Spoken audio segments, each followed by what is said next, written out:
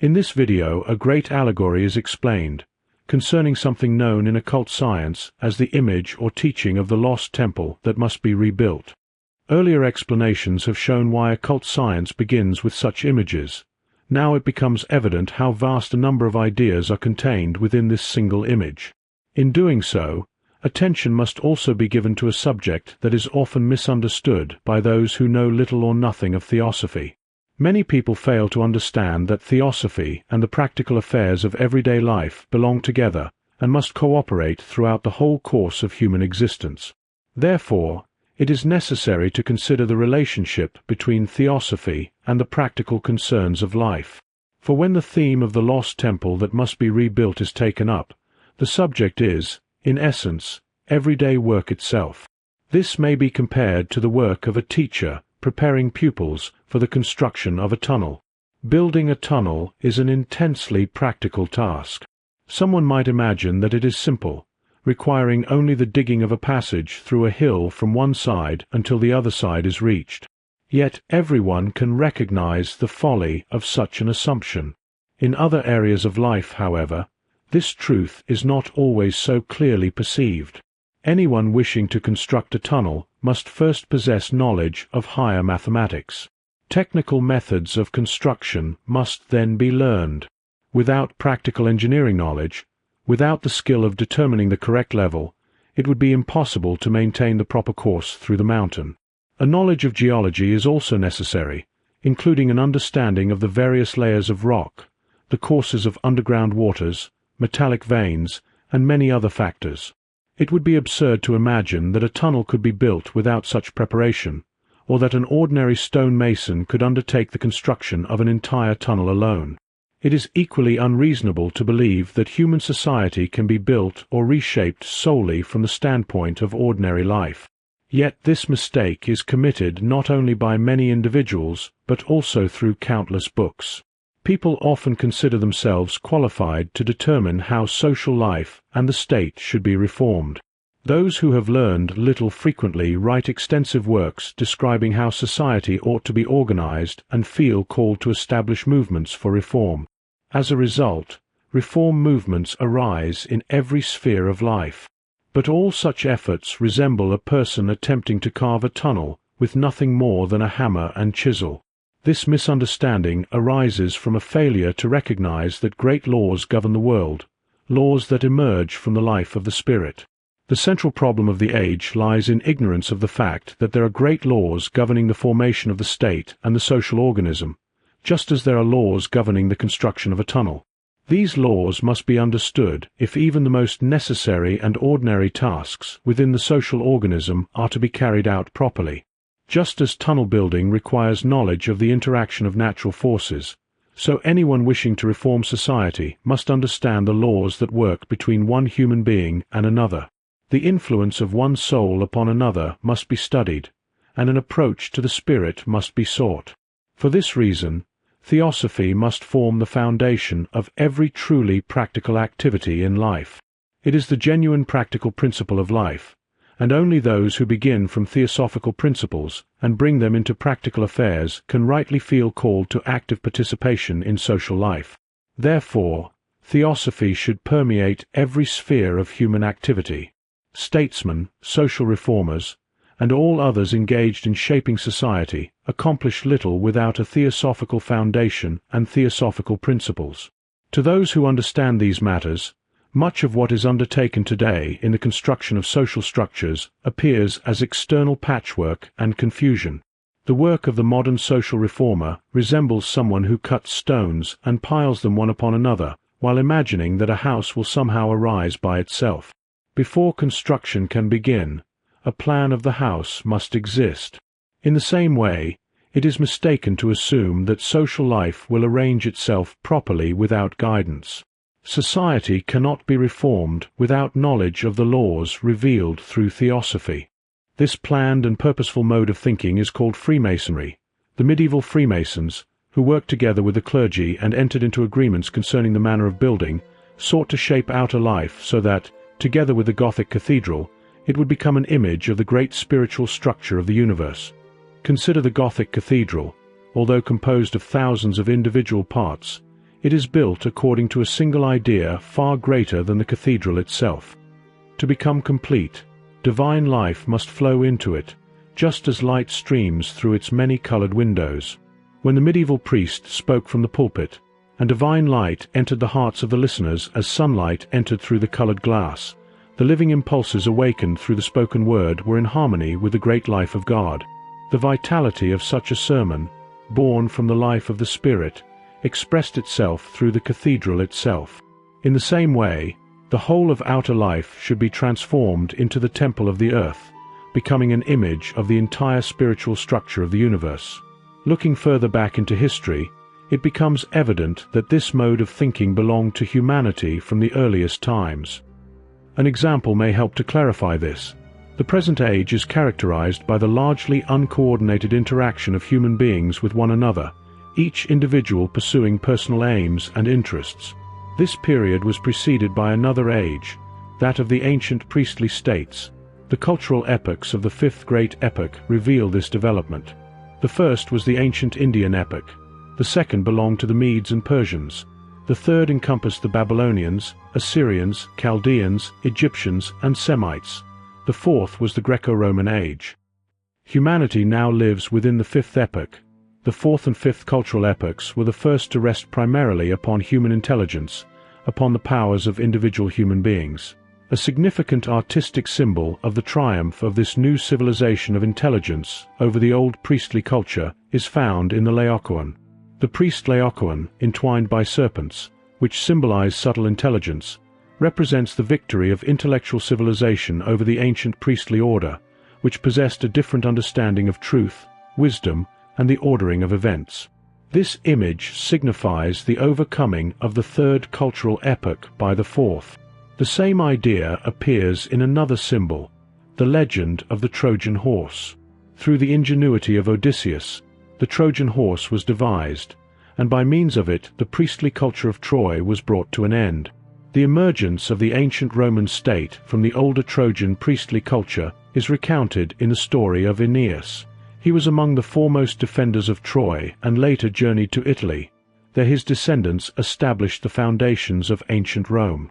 His son Ascanius founded Alba Longa, and tradition records a succession of 14 kings leading to the time of Numitor and Amulius. Numitor was deprived of his throne by his brother Amulius. His son was slain, while his daughter, Rhea Silvia, was compelled to become a Vestal virgin so that Numitor's lineage would come to an end. Yet when Rhea Silvia gave birth to the twins Romulus and Remus, Amulius ordered that they be cast into the Tiber. The children were saved, nourished by a she-wolf, and later raised by the royal shepherd Faustulus. Roman tradition then speaks of 7 kings: Romulus, Numa Pompilius, Tullus Hostilius, Ancus Marcius, Tarquinius Priscus, Servius Tullius, and Tarquinius Superbus. There was once a belief that these first 7 kings of Rome had been actual historical figures. Modern historians, however, recognize that these 7 kings did not exist in the literal sense. Thus one is dealing with a saga, though historians generally fail to perceive the deeper reality concealed behind it. The true basis of the legend is as follows. The priestly state of Troy established a colony known as Alba Longa. The name itself recalls the white priestly garment. It was a colony of a priestly state, and Amulius belonged to its final priestly dynasty. From this tradition there emerged a younger priestly culture, which was eventually displaced by a civilization founded upon intellectual cleverness. Ordinary history preserves little of this priestly culture. The veil cast over the earliest priestly period of Roman history is lifted only through the perspective of theosophy. The 7 Roman kings represent nothing other than the 7 principles familiar within theosophy. Just as the human being is understood to consist of 7 parts, the physical body, etheric body, astral body, ego, spirit self, life spirit, and spirit man, so the social organism was conceived as unfolding through a sequence of 7 stages. Only when development followed the law of the number 7, which underlies all nature, could true prosperity arise. The rainbow displays 7 colors: red, orange, yellow, green, blue, indigo, and violet. Musical progression unfolds through 7 intervals. first, second, third, fourth, fifth, sixth, and seventh. In chemistry, atomic relationships were also seen as expressing the principle of sevenfold order. This pattern was understood as permeating the whole of creation. Therefore, for the guardians of the ancient wisdom, it was self-evident that human society should likewise be organized according to such a law. According to a carefully established plan, the 7 kings represented 7 stages, 7 integral members of a greater whole. This was the customary way in which a new epoch of history was inaugurated. A definite plan was created in order to prevent arbitrary errors, and laws were established in accordance with it. Such a plan existed from the very beginning. People understood that world history unfolded according to an ordered design. It was known that each phase of an epoch required its own corresponding guidance. Thus, in ancient Rome, there still existed a priestly state whose culture rested upon a predetermined plan preserved in writings known as the Sibylline books. These books were essentially the original scheme based upon the law of the sevenfold epoch, and they continued to be consulted whenever necessary during the earliest period of the Roman Empire. The physical body served as the model for these foundations. Such an approach is far from unreasonable. In modern times, people often regard the physical body as something of lesser significance, and sometimes look upon it with a certain disdain. Yet this attitude is unjustified, for the physical body is the most highly perfected aspect of human nature. A single bone provides an example. The upper portion of the thigh bone reveals a structure of extraordinary wisdom. No engineer or technician, however skilled, could create anything more perfect if tasked with achieving the greatest possible strength while using the least amount of material. The same principle is evident throughout the entire human organism, which is constructed with remarkable perfection. For this reason, anatomists speak with profound admiration of the human heart. It functions in a truly extraordinary manner, despite the fact that human beings spend much of their lives consuming substances that place great strain upon it. Alcohol, tea, coffee, and many other influences affect the heart in significant ways. Yet the organ is fashioned with such wisdom and resilience that it is able to endure these assaults and continue its work even into advanced old age. The physical body, being the lowest of the human bodies, possesses the highest degree of perfection. The higher bodies, by contrast, have not yet attained the same level of development. The etheric body and the astral body continually disturb the physical body through the influence of desires, passions, cravings, and wishes. Beyond these stands the 4th principle, the human ego, which is still the youngest and least mature of all. Like a wandering and uncertain light, it must await the future, when it will receive guiding laws for its conduct, just as the physical body has long possessed its own lawful order. Whenever a social structure is established, there must be a firm foundation upon which it can rest. For this reason, the legend relates that Romulus, the first Roman king and representative of the first principle, was taken up into heaven and honored as the god Quirinus. The second king, Numa Pompilius, corresponding to the second principle, embodies social order and introduced laws governing ordinary life. The third king, Tullus Hostilius, represents the realm of passions. Under his rule began the assaults upon divine order, bringing conflict, struggle, and warfare, through which Rome grew in strength and importance. Under the fourth king, Ancus Marcius, the arts emerged and flourished, expressing those capacities that arise from the human ego. The 4 lower principles of the human being are not capable by themselves of bringing forth the 3 higher principles. The 5th, 6th, and 7th principles must enter from a higher source. This truth is also reflected in Roman history. The 5th Roman king, Tarquinius Priscus, did not arise directly from the Roman organism, but entered Roman culture from the Etruscan tradition as an element of a higher order. The 6th king, Servius Tullius, represents the 6th member of the human cycle, the life spirit. He possesses the capacity to govern and transform the astral nature, which stands as the earthly counterpart of that higher principle. He embodies the authority and measure of lawful order. The 7th king, Tarquinius Superbus, represents the highest principle. Yet he is also the one who must be overthrown, because the lofty impulse and elevated condition of such a social system cannot be permanently maintained. Roman history thus demonstrates that every state requires an underlying plan, just as every other structure in the world depends upon a design. The world itself may be understood as a temple.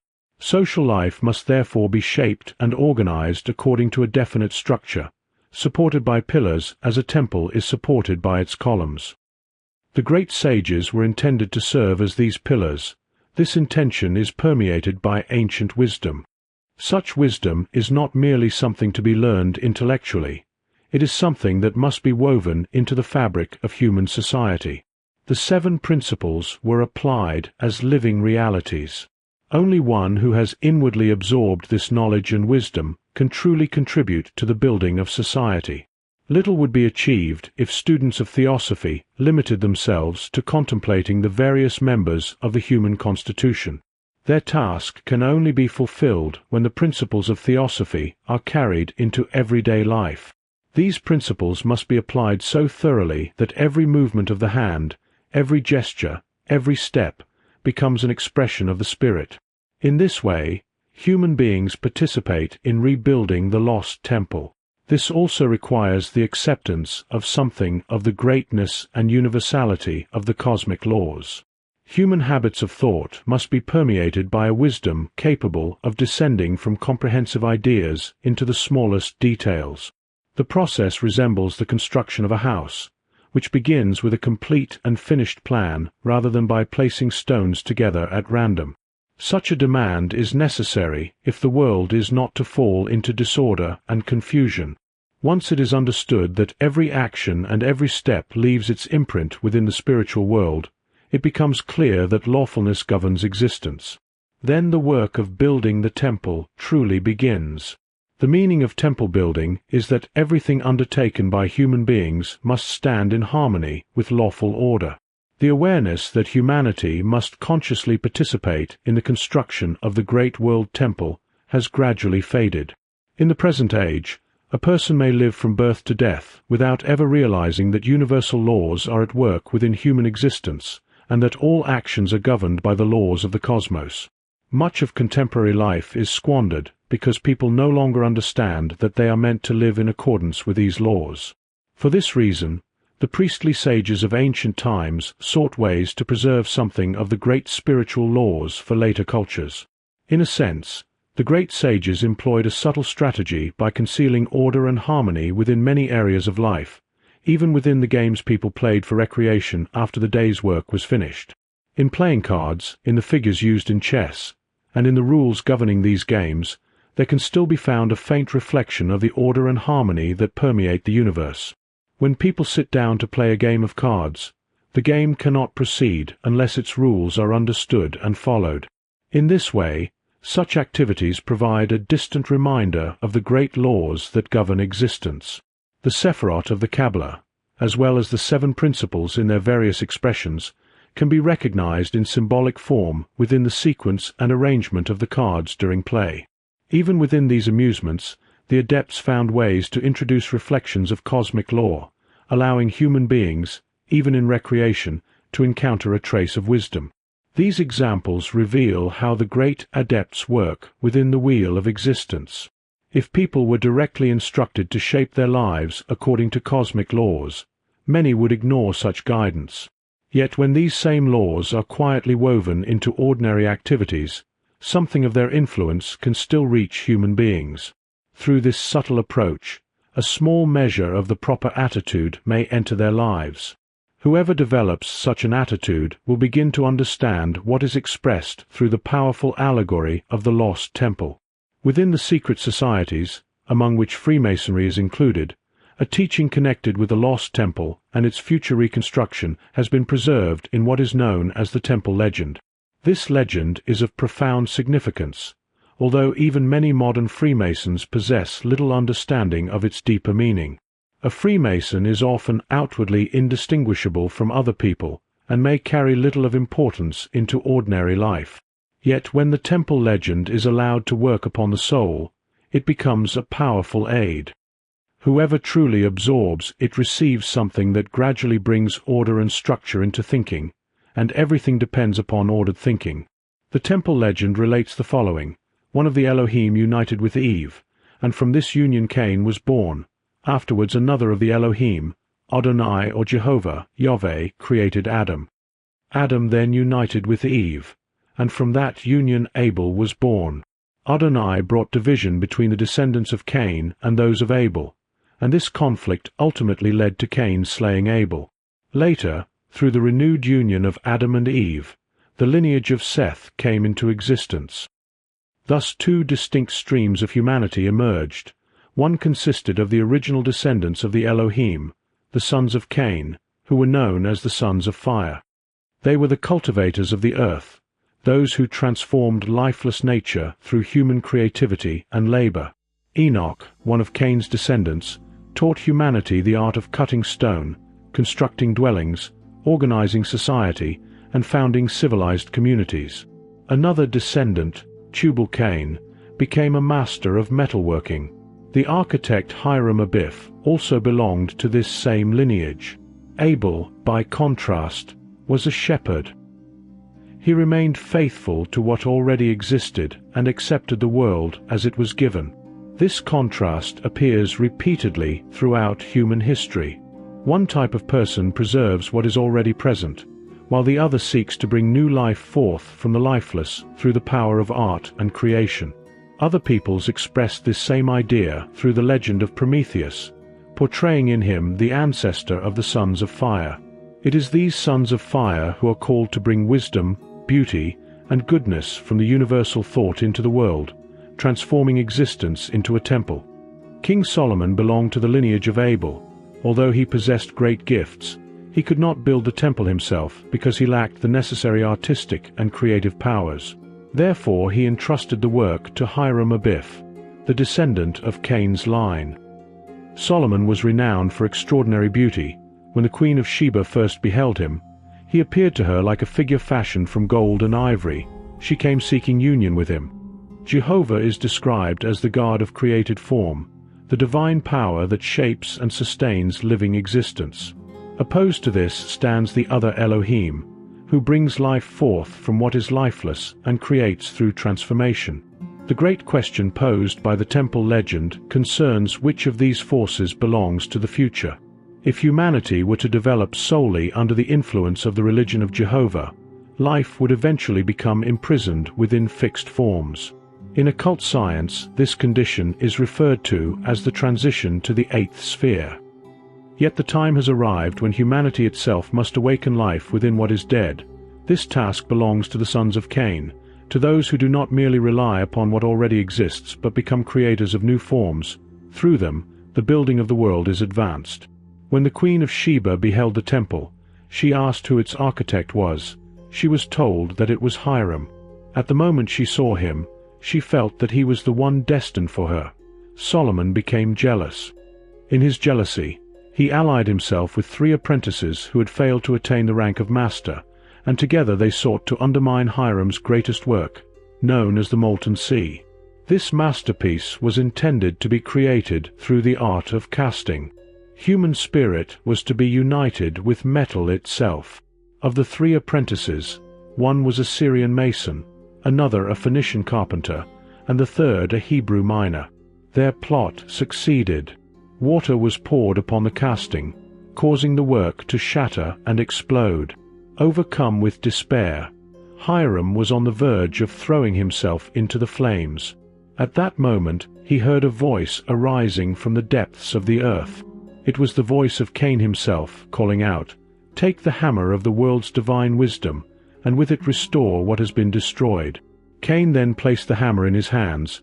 The spirit of humanity is destined to be built into the astral body and transformed, rather than remaining in the condition in which it was originally received. This was the task now entrusted to Hiram, yet a conspiracy had already formed against his life, and the story continues from that point. The legend is recounted to demonstrate how within the original occult brotherhoods there lived the conviction that humanity has a definite task to fulfill. the task of reshaping the inanimate world and refusing to remain satisfied with what merely exists already. Wisdom becomes deed when it penetrates lifeless matter and transforms it, so that the world may become a reflection of eternal spiritual reality. Wisdom, beauty, and strength are the three fundamental words of Freemasonry. Its purpose is to transform the outer world so that it may become a fitting garment for the spirit. Today, many Freemasons no longer understand this original intention and instead believe that the work concerns only the development of the individual ego. Some even consider themselves especially insightful when they claim that the working Masons of the Middle Ages were not true Freemasons. Yet it was precisely these working Masons who embodied the original spirit of Freemasonry. Through their labor, outer structures were intended to become reflections of spiritual reality, replicas of the temple of the world that was to be built according to intuitive wisdom. This idea once stood behind the great achievements of architecture and was carried into every detail of construction. An example reveals the superiority of wisdom over mere intellectual calculation. Consider an ancient Gothic cathedral and its remarkable acoustics. Even today such perfection can scarcely be reproduced because the deeper knowledge from which it arose has largely been lost. Another example is the celebrated Lake Moeris in Egypt. This was not a natural lake, but a work created through the intuition and wisdom of enlightened individuals. It was designed to collect water during times of flood and distribute it throughout the land during periods of drought. It stood as a magnificent achievement of irrigation and practical wisdom. When humanity learns to create with the same wisdom through which divine powers fashioned nature and brought the physical world into being, then the temple will be built upon the earth. The essential matter is not how many individual creations a person can produce through personal wisdom. What is required is the attitude of soul that recognizes that only through wisdom can the temple of humanity come into existence. When one walks through modern cities today, one encounters a shoe shop here, a chemist there, farther along a cheese merchant, and elsewhere a store selling walking sticks. If there is no immediate need for any of these things, they hardly concern the passer-by. How little the outward appearance of such a city reflects what human beings feel, think, and experience inwardly. In the Middle Ages, matters were very different. A person moving through the streets would encounter houses whose facades expressed the character, temperament, and style of those who lived within them. Every door handle and every ornament revealed something lovingly fashioned in harmony with the spirit of its creator. A town such as Nuremberg still preserves traces of this earlier condition. In contrast stands the fashionable abstraction of modern times, which has become detached from the human being. This is the age of materialism, with its chaotic productions, a condition that has gradually emerged out of an earlier spiritual epoch. Humanity arose from a nature that had once been shaped by divine beings in such a way that every part harmonized with the great order of the world, the great temple of existence. There was a time when everything upon the earth bore witness to this reality, so that one could look upon it and recognize that divine beings had built the temple of the world up to the stage represented by the perfected human physical body. Later, the higher principles of human nature, the psychic forces, took possession of this foundation. Through their influence, disorder and confusion entered the world. Human wishes, desires, and passions disturbed the harmony of the temple of creation. Only when law and order once again arise from the free will of humanity, speaking in a higher and more beautiful manner than they once spoke through nature itself, only when the divine element within the human being awakens and acts creatively, will the lost temple be restored. It would be mistaken to imagine that only those who are directly engaged in building can contribute to this task. What matters is the attitude of mind.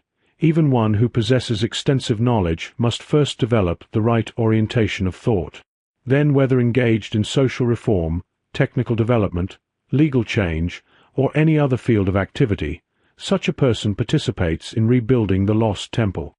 If reforms are undertaken without this inner attitude, however noble the intentions may be, they merely add to the existing confusion. An individual stone has little value if it does not fit into the overall design of the structure.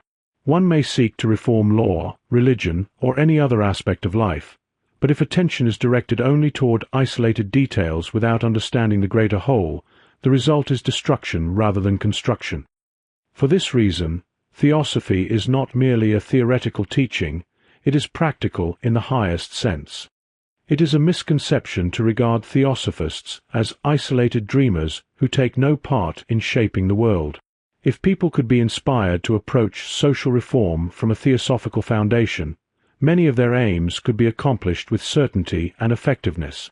Without criticizing particular movements, it may be observed that isolated causes often become one-sided and fanatical when pursued alone. Movements devoted to emancipation, abstinence, vegetarianism, animal protection, and similar ideals are valuable only when they work together. Their goals can reach full realization only within a comprehensive movement that leads all efforts toward the construction of the universal world temple. This is the idea concealed within the allegory of the lost temple that must be rebuilt. A few further reflections may illuminate its meaning. Solomon's temple must be regarded as one of the greatest symbols available to humanity. The essential task is to understand what this symbol expresses. The events connected with it are known from the biblical narrative. Yet these events are not merely symbolic. They are also historical realities within which profound world historical symbolism finds expression. Those who built the temple understood what it was intended to signify. To grasp this significance, it is necessary to ask why the temple was built. Every word in the biblical account possesses deep symbolic meaning. Particular attention should be given to the historical period in which the building arose. The explanation given in the Bible concerning the temple's purpose is especially revealing. Yahweh spoke to David of building a house for my name, a dwelling dedicated to the name Yahweh. The significance of that name must therefore be understood. At a certain stage of development, ancient Judaism came to a profound awareness of the holiness of the name Yahweh. The meaning of this can be illustrated through human development itself. There comes a moment in the life of every child when the word I is first used consciously. Before that time, the child regards itself much like any other object in the surrounding world and refers to itself in an objective manner. Only later does self-consciousness awaken, and the child learns to say, I. The moment when a human being first experiences this inner self-awareness possesses immense significance. Jean-Paul described such an experience from his own childhood. Standing one day in a barn on a farm, he suddenly became aware of his own I. The experience impressed him so deeply and solemnly that he later said it was as though he had gazed into the innermost sanctuary of his own soul. Humanity as a whole passed through many epochs of development. During earlier ages, human beings experienced themselves in a more objective manner. Only during the Atlantean epoch did humanity advance to the stage where the conscious experience of the I emerged. Ancient Hebrew teaching incorporated this understanding into its spiritual doctrine. Human beings passed through the kingdoms of nature before arriving at self-consciousness. The awareness of the ego appeared last. The astral body, etheric body, physical body, and ego together form what was called the Pythagorean square. To this, Judaism added the divine ego descending from above, standing in contrast to the ego that develops from below. In this way, the square became a pentagon. This was how Judaism understood the Lord God of its people, and for that reason the divine name was regarded as profoundly sacred. While names such as Elohim and Adonai came into common use, only the anointed priest within the Holy of Holies was permitted to utter the name Yahweh. During the Age of Solomon, ancient Judaism reached this deep understanding of the holiness of the divine name and of the I that can dwell within the human being. The call of Jehovah may therefore be understood as an impulse seeking to transform the human being into a temple of the most holy God. A new conception of the divine emerged through this realization. The God concealed within the depths of the human soul, within the innermost sanctuary of the self, must be transformed into a moral God. In this way, the human body itself becomes a great symbol of the inner sanctuary. An outer symbol now had to be established because the human being is the temple of God. The temple therefore had to serve as an image of the human body itself. For this purpose, builders were summoned, among them Hiram Abiff, who possessed knowledge of the practical arts through which humanity could transform itself into a divine being. Two great images in the Bible are connected with this idea: Noah's Ark and the Temple of Solomon. In one respect, these two symbols express the same truth, yet they must also be distinguished from one another. Noah's Ark was constructed for the preservation of humanity during its present stage of existence. Before the time of Noah, human beings lived during the Atlantean and Lemurian epochs. In those distant ages, the vessel that would carry humanity across the waters of the astral world into earthly existence had not yet been formed. Humanity came through the waters of the astral realm, and Noah's Ark served as the means by which this passage was accomplished. The Ark represents a structure fashioned by unconscious divine forces. Its proportions, as described in the biblical account, correspond to those of the human body and likewise to those found in Solomon's temple. Humanity eventually advanced beyond the stage represented by Noah's Ark. The task then became to surround the higher self with a dwelling created through human spirit, through human wisdom, through the wisdom associated with Solomon. Upon entering the Temple of Solomon, attention is immediately drawn to the entrance itself. The square had long served as an ancient symbol. Humanity, however, had progressed from the stage of fourfold existence to that of fivefold existence, becoming a five-membered being conscious of its own higher self. The inner divine temple was therefore constructed so as to encompass this fivefold human nature. The square remained sacred, yet the doorway, together with the roof and the side pillars, formed a pentagon. When the human being awakens from the fourfold condition and enters the depths of the inner being, the most important part of the temple is reached, the inner sanctuary. There stands a kind of altar. Above the Ark of the Covenant, within the Holy of Holies, appear two cherubim, hovering like guardian spirits. The fifth principle of the human being, which has not yet fully descended into earthly existence, must be protected by the two higher principles, life spirit and spirit self. In this way, humanity enters the stage of spirit self-development. The entire inner sanctuary is covered with gold, for gold has always been regarded as the symbol of wisdom. Here wisdom enters the stage of spirit self. Palm leaves also appear as symbols of peace. They point toward a future epoch of humanity and suggest something that would later find fuller expression within Christianity. The leaders of the temple tradition preserved this symbol as an indication of developments yet to come. During the Middle Ages, the idea of Solomon's temple arose once more among the Knights Templars, who sought to bring temple wisdom into Western civilization. Yet the Templars were widely misunderstood in their own time. To understand them properly, one must look deeply into the course of human history. The accusations directed against them during their trials were rooted in a profound misunderstanding. The Knights Templars maintained that all previous spiritual experience served as preparation for what the Redeemer intended. They taught that Christianity possessed a future mission and a new task. Their own responsibility, as they understood it, was to prepare both the various religious movements of the Middle Ages and humanity in general for a future age in which Christianity would appear in a new clarity, corresponding more fully to the intention of the Redeemer. Christianity had arisen during the fourth cultural epoch. It would continue its development throughout the fifth, but only during the sixth cultural epoch would it celebrate the glory of its resurrection. Preparation for that future was therefore necessary. Human souls had to be guided toward a genuine, true, and purified Christianity in which the name of the Most High could find its dwelling place. Jerusalem was intended to become the center from which the secret of the relationship between humanity and the Christ would stream forth into the world. What the temple represented symbolically was destined to become a living reality. Among the accusations made against the Templars was the claim that they had established a form of star worship or sun worship. Yet behind this accusation lay a profound mystery. The sacrifice of the Mass had originally been one of the great mysteries. The Mass was divided into two parts. First came the minor Mass, in which everyone was permitted to participate. After it concluded and the greater part of the congregation had departed, the High Mass followed. This was intended only for those who wished to undergo occult training and enter upon the spiritual path.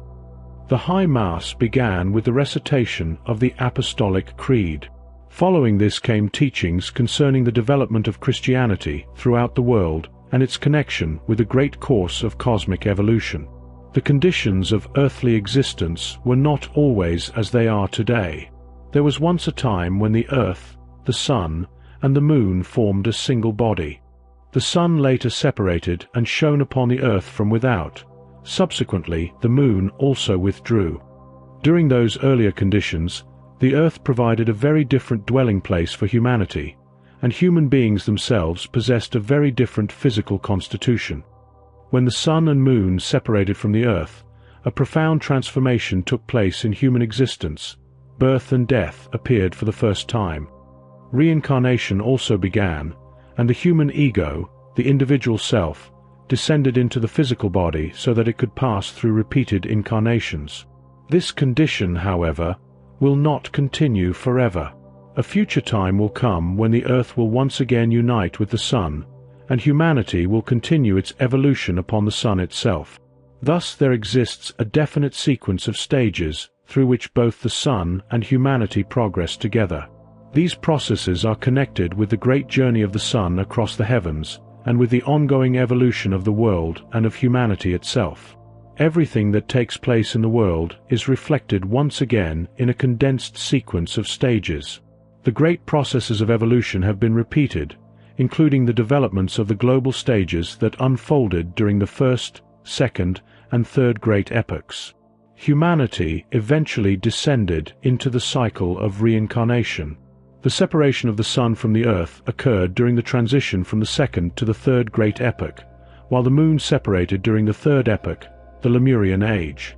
Thereafter the earth continued its development through successive epochs until the sixth epoch, when the sun will once more be united with the earth. Then a new age will begin in which humanity will have reached a far higher stage of existence and will no longer need to incarnate in the former manner. Knowledge of this evolutionary process entered human culture through religion in the form of the story of Noah's Ark.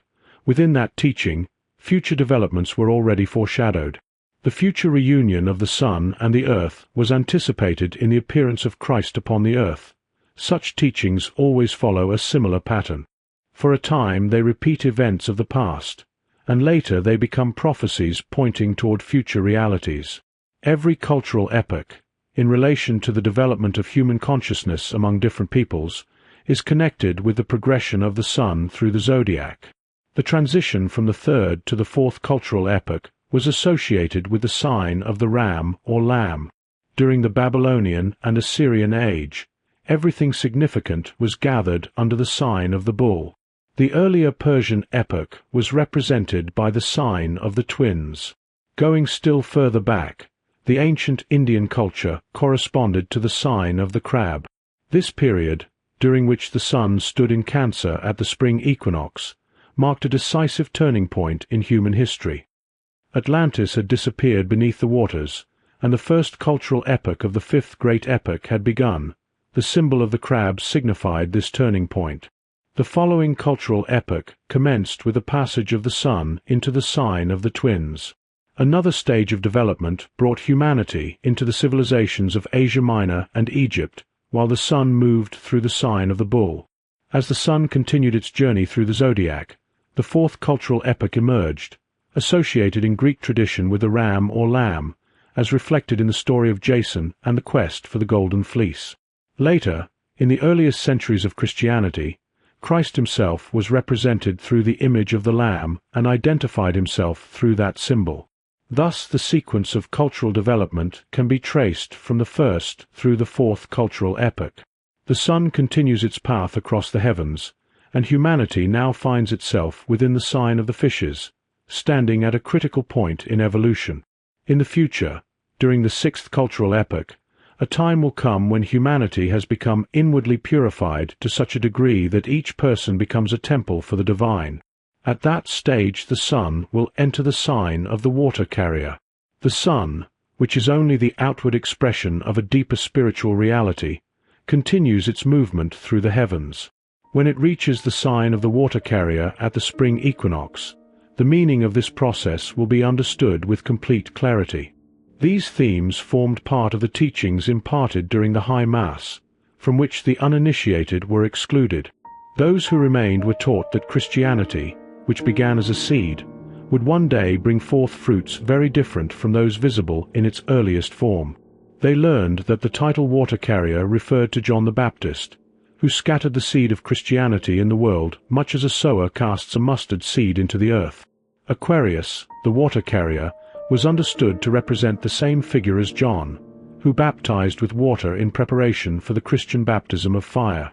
The mysteries spoke of the coming of a future John Aquarius, who would affirm the mission of the earlier John while announcing a renewed revelation of Christ. At the great turning point of time, when Christ would once again speak to humanity, the temple itself would be renewed.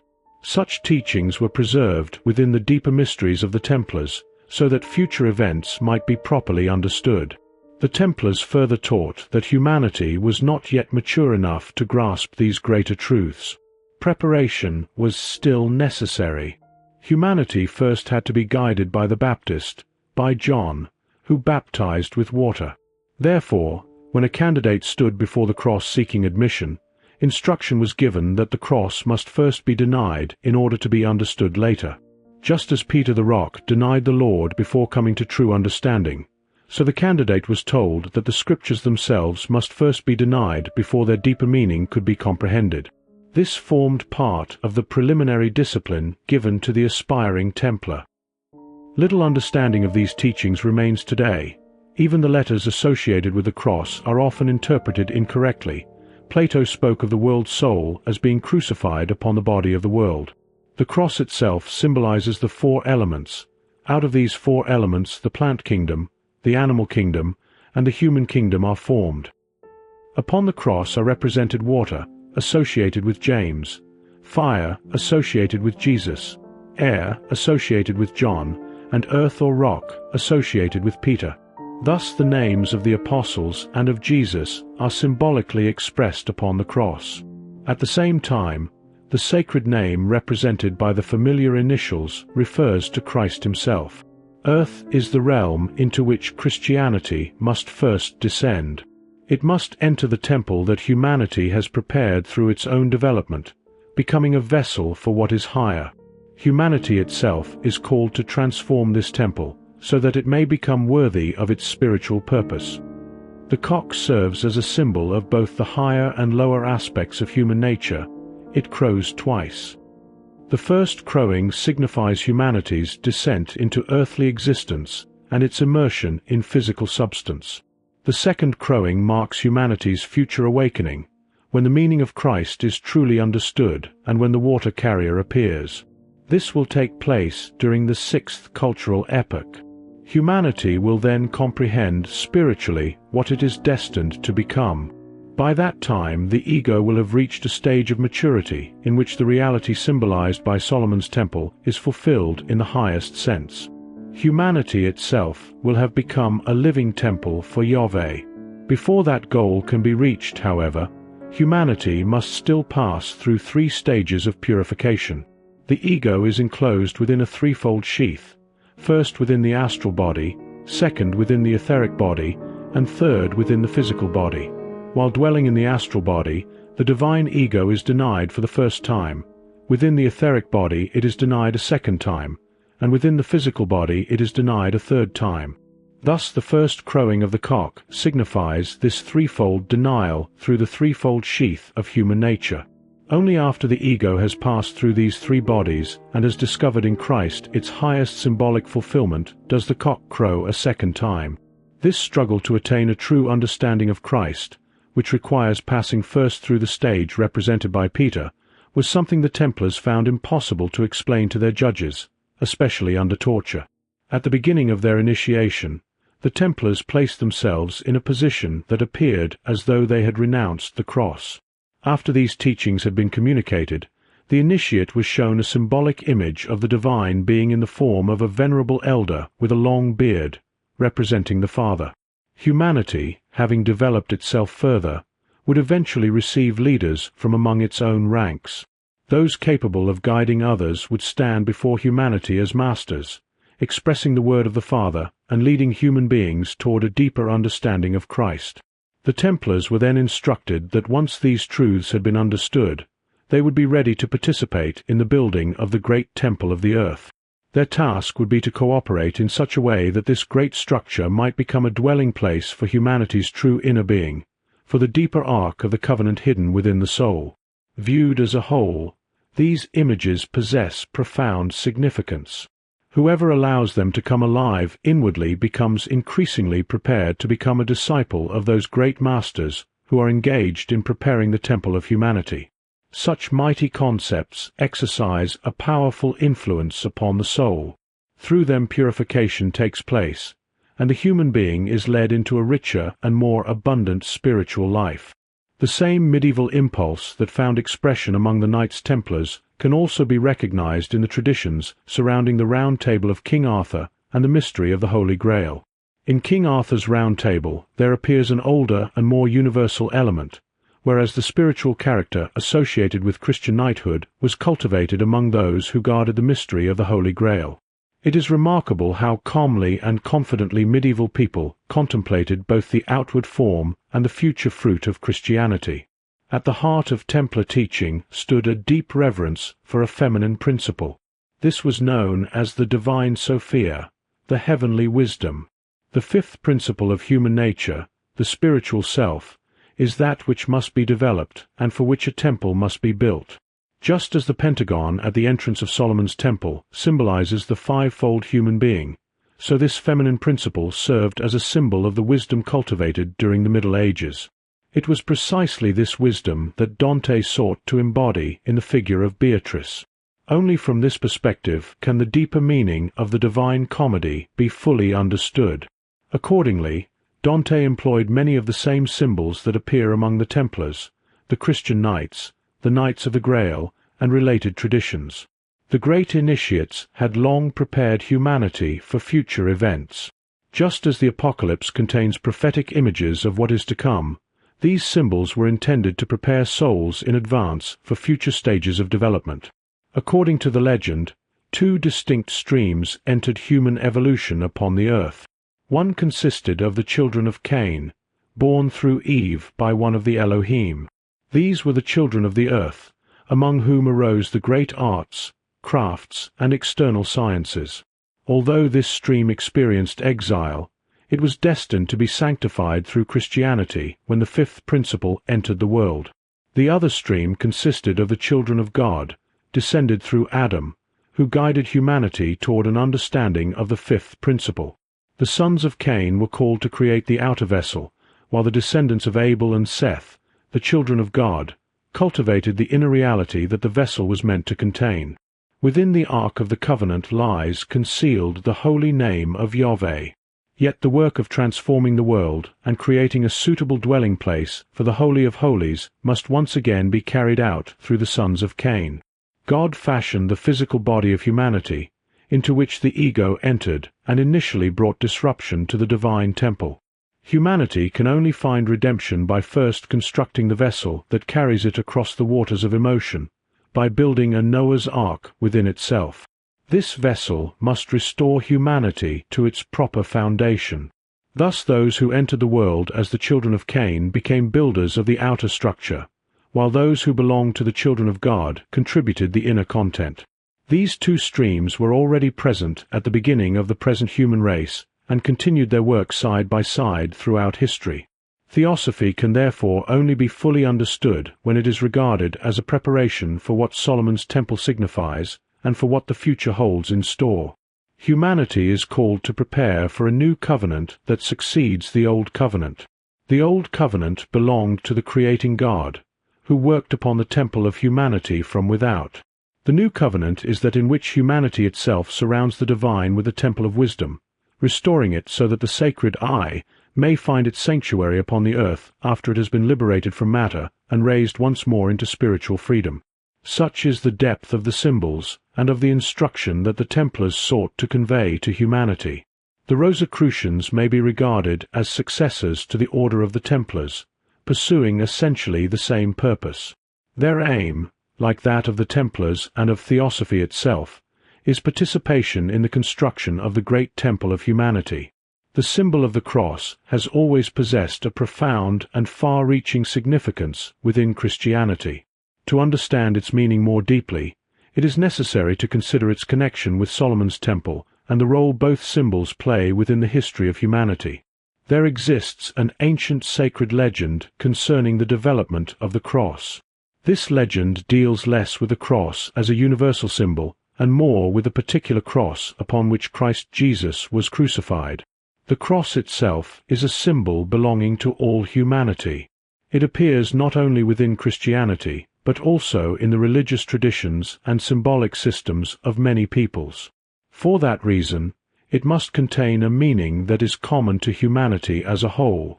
Yet what is especially important is understanding how the cross came to occupy its central place within Christianity. According to the Christian legend, the wood from which the cross was fashioned was no ordinary wood. It is said to have originated as a branch from the tree of life, given to Adam, the first human being. Adam's son Seth planted this branch in the earth, and from it grew a tree whose 3 trunks became united. Later, the staff of Moses was said to have been made from this same wood. The legend further relates that the wood became connected with the building of Solomon's temple in Jerusalem. It was intended to serve as one of the principal supports of the temple. Yet an unusual circumstance arose. No matter how it was positioned, it would not fit into the structure. Since it could not be used, it was eventually laid across a stream to serve as a bridge. There it remained, little noticed, until the Queen of Sheba arrived. As she crossed the bridge, she recognized the deeper significance hidden within this piece of wood. It lay between 2 shores, joining one side with the other and enabling passage across the flowing waters. Much later, the cross upon which the Redeemer was crucified was fashioned from this same wood, after which it continued its further destiny through history. The central theme of this legend concerns the origin and evolution of humanity itself. Seth, the son of Adam, who succeeded Abel after Abel's death at the hands of Cain, planted the branch of the tree of life. The 3 trunks that grew from it symbolize the 3 higher principles, the 3 fundamental spiritual forces of existence: spirit man, life spirit, and spirit self. These 3 principles grow together and form the trinity that underlies all development and all growth. It is particularly significant that Seth should be the one who planted the branch. Humanity's development is portrayed as unfolding through 2 distinct streams. On one side stands the current of Cain, and on the other the line descending through Abel and Seth. The sons of Cain are those who work upon the outer world. They cultivate the arts, sciences, and practical skills.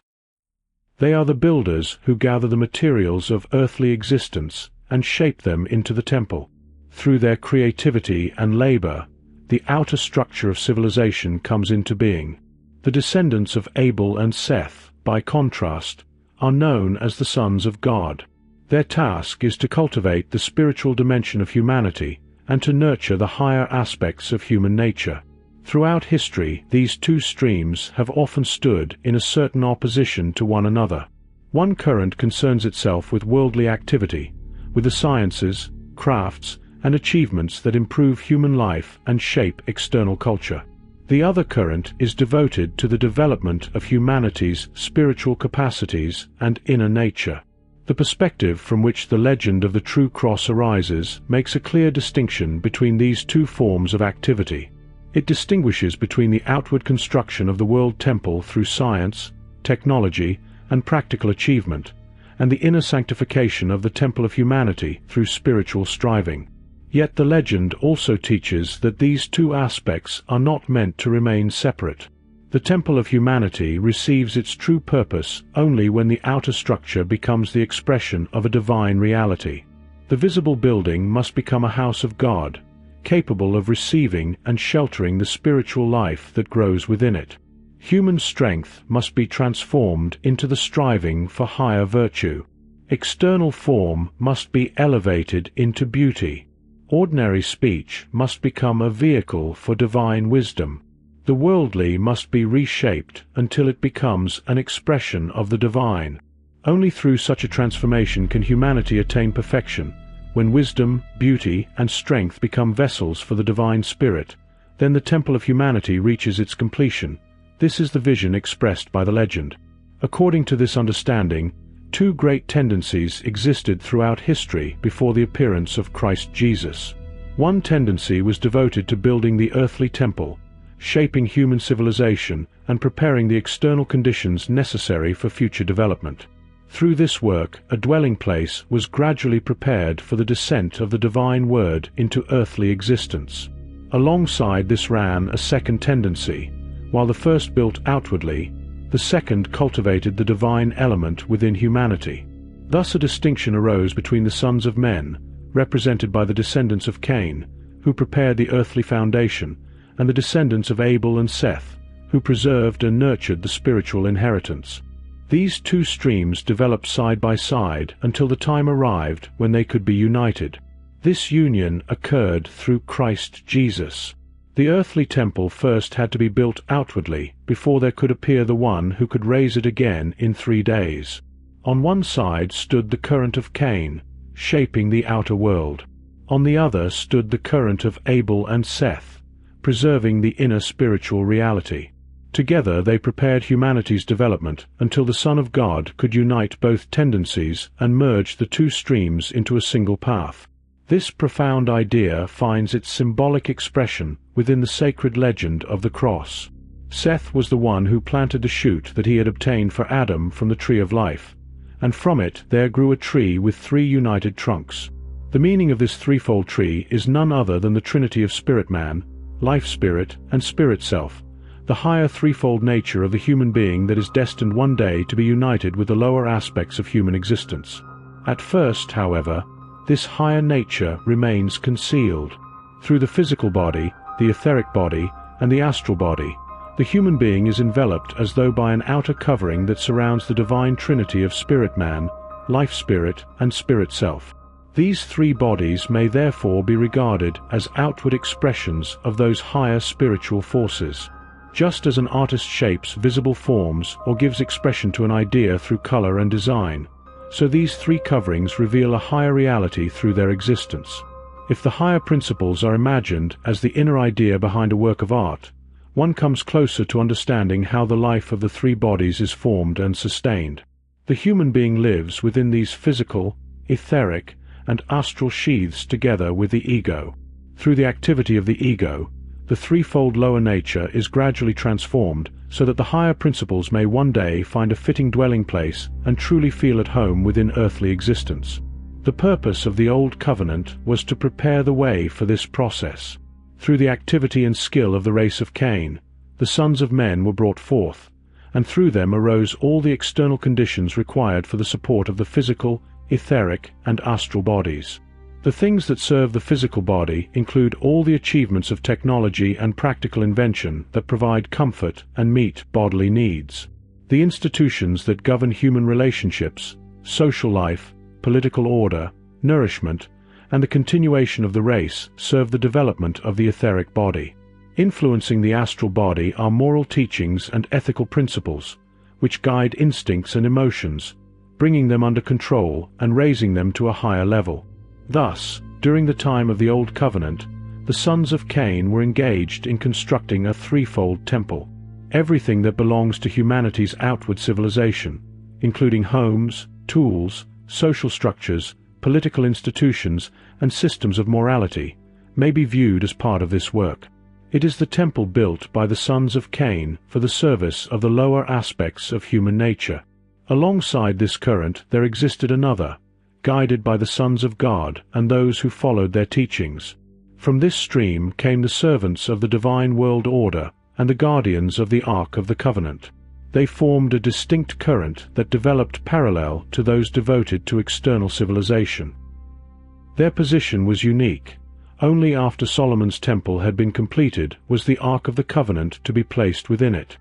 In other words, everything else was meant to serve the Ark and be arranged around it as its outer expression. What had previously existed as something worldly was to become an outer garment and visible manifestation of what the Ark of the Covenant represented for humanity.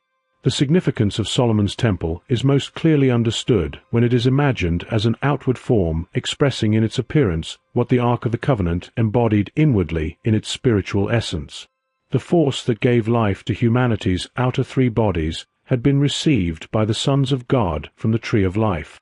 This truth is symbolically represented by the wood that later became the wood of Christ's cross. It was first entrusted to the sons of God.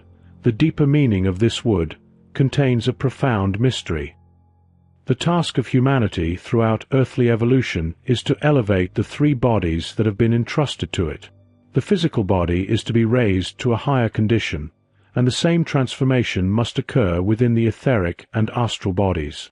This development belongs to the very purpose of human existence. Its true meaning lies in the gradual transformation of the three lower bodies into the three higher members that belong to the divine plan of creation. Above the kingdom that immediately surrounds humanity, there exists another realm. Yet, in regard to physical existence, the human being presently belongs to the mineral kingdom. Physical, chemical, and mineral laws govern the physical body. Even intellectually, humanity still belongs largely to the mineral realm, for the ordinary intellect comprehends chiefly what is mineral in nature.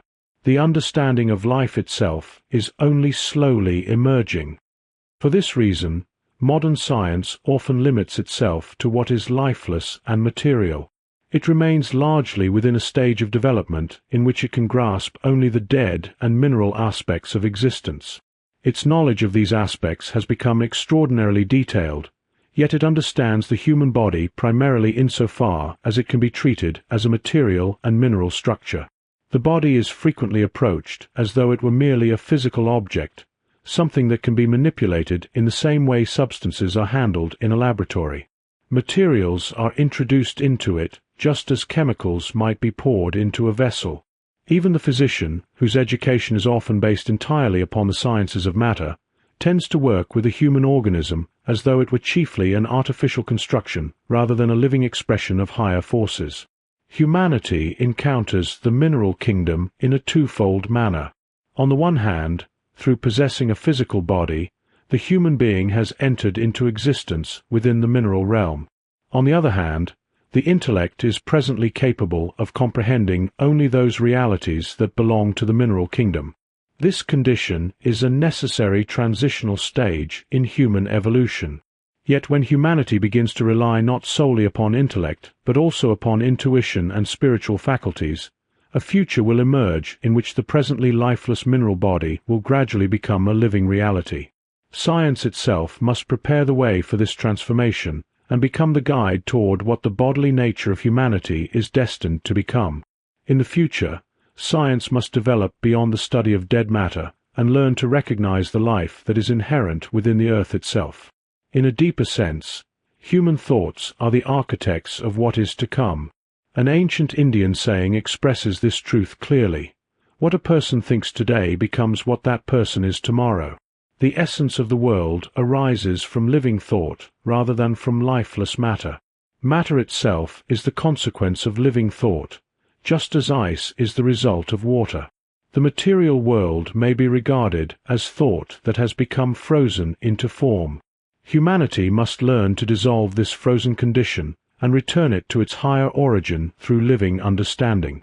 When the mineral realm is raised into life through thought, when it is transformed through the activity of the whole human being, then science will become a science of life rather than a science of dead substance. In this way, the lowest principle of human nature will first be elevated in understanding and later in reality into a higher sphere. The same process will gradually raise every aspect of human nature, including the etheric and astral members, to a higher stage. In spiritual terminology, humanity once passed through conditions known as the three elementary kingdoms. These stages preceded the mineral kingdom, which forms the present field of human existence and the domain to which modern science largely confines itself. The physical body presently belongs to this kingdom.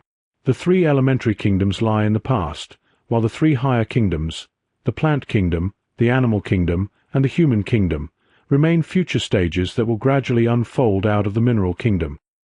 At present they exist only in their beginnings. The physical body must still journey through these higher kingdoms just as it now participates in the mineral kingdom.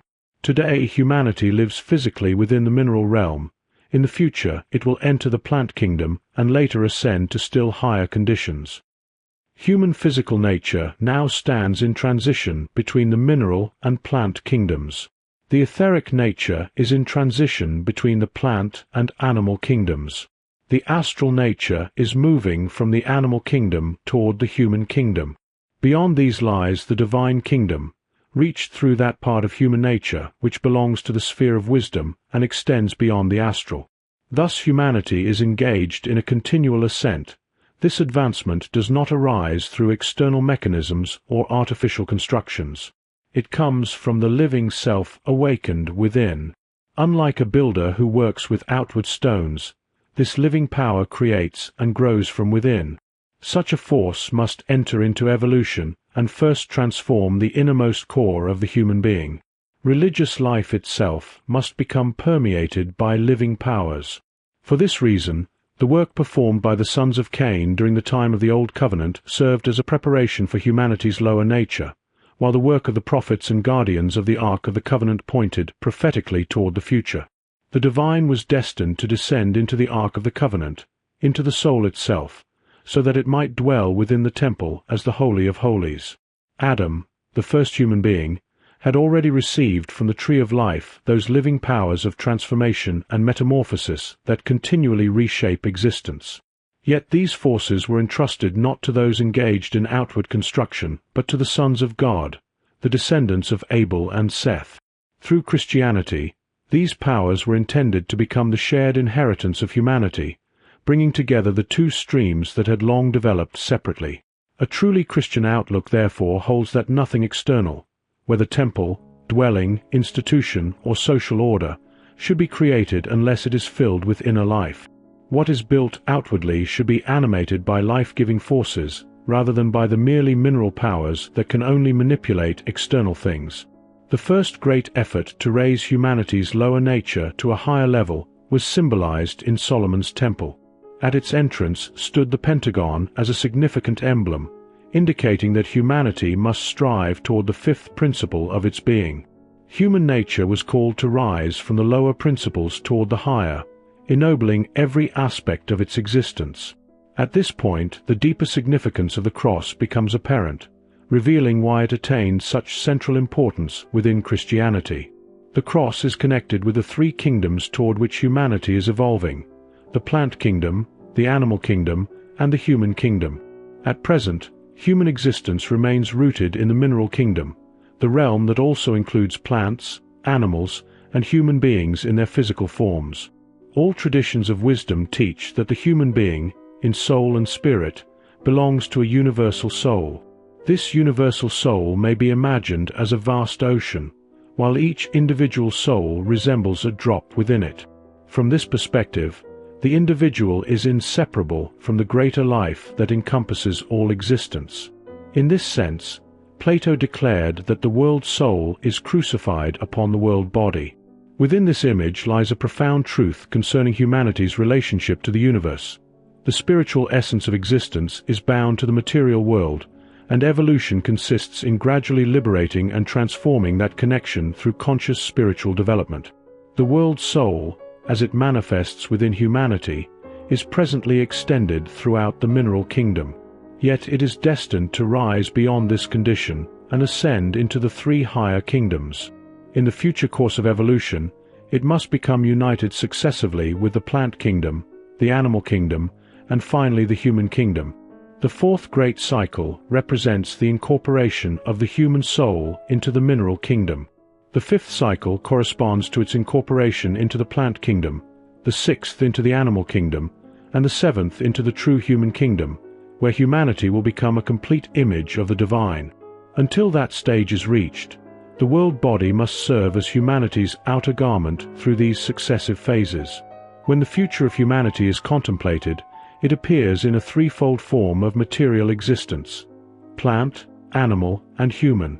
Yet the future human substance will not be identical with the substance known today.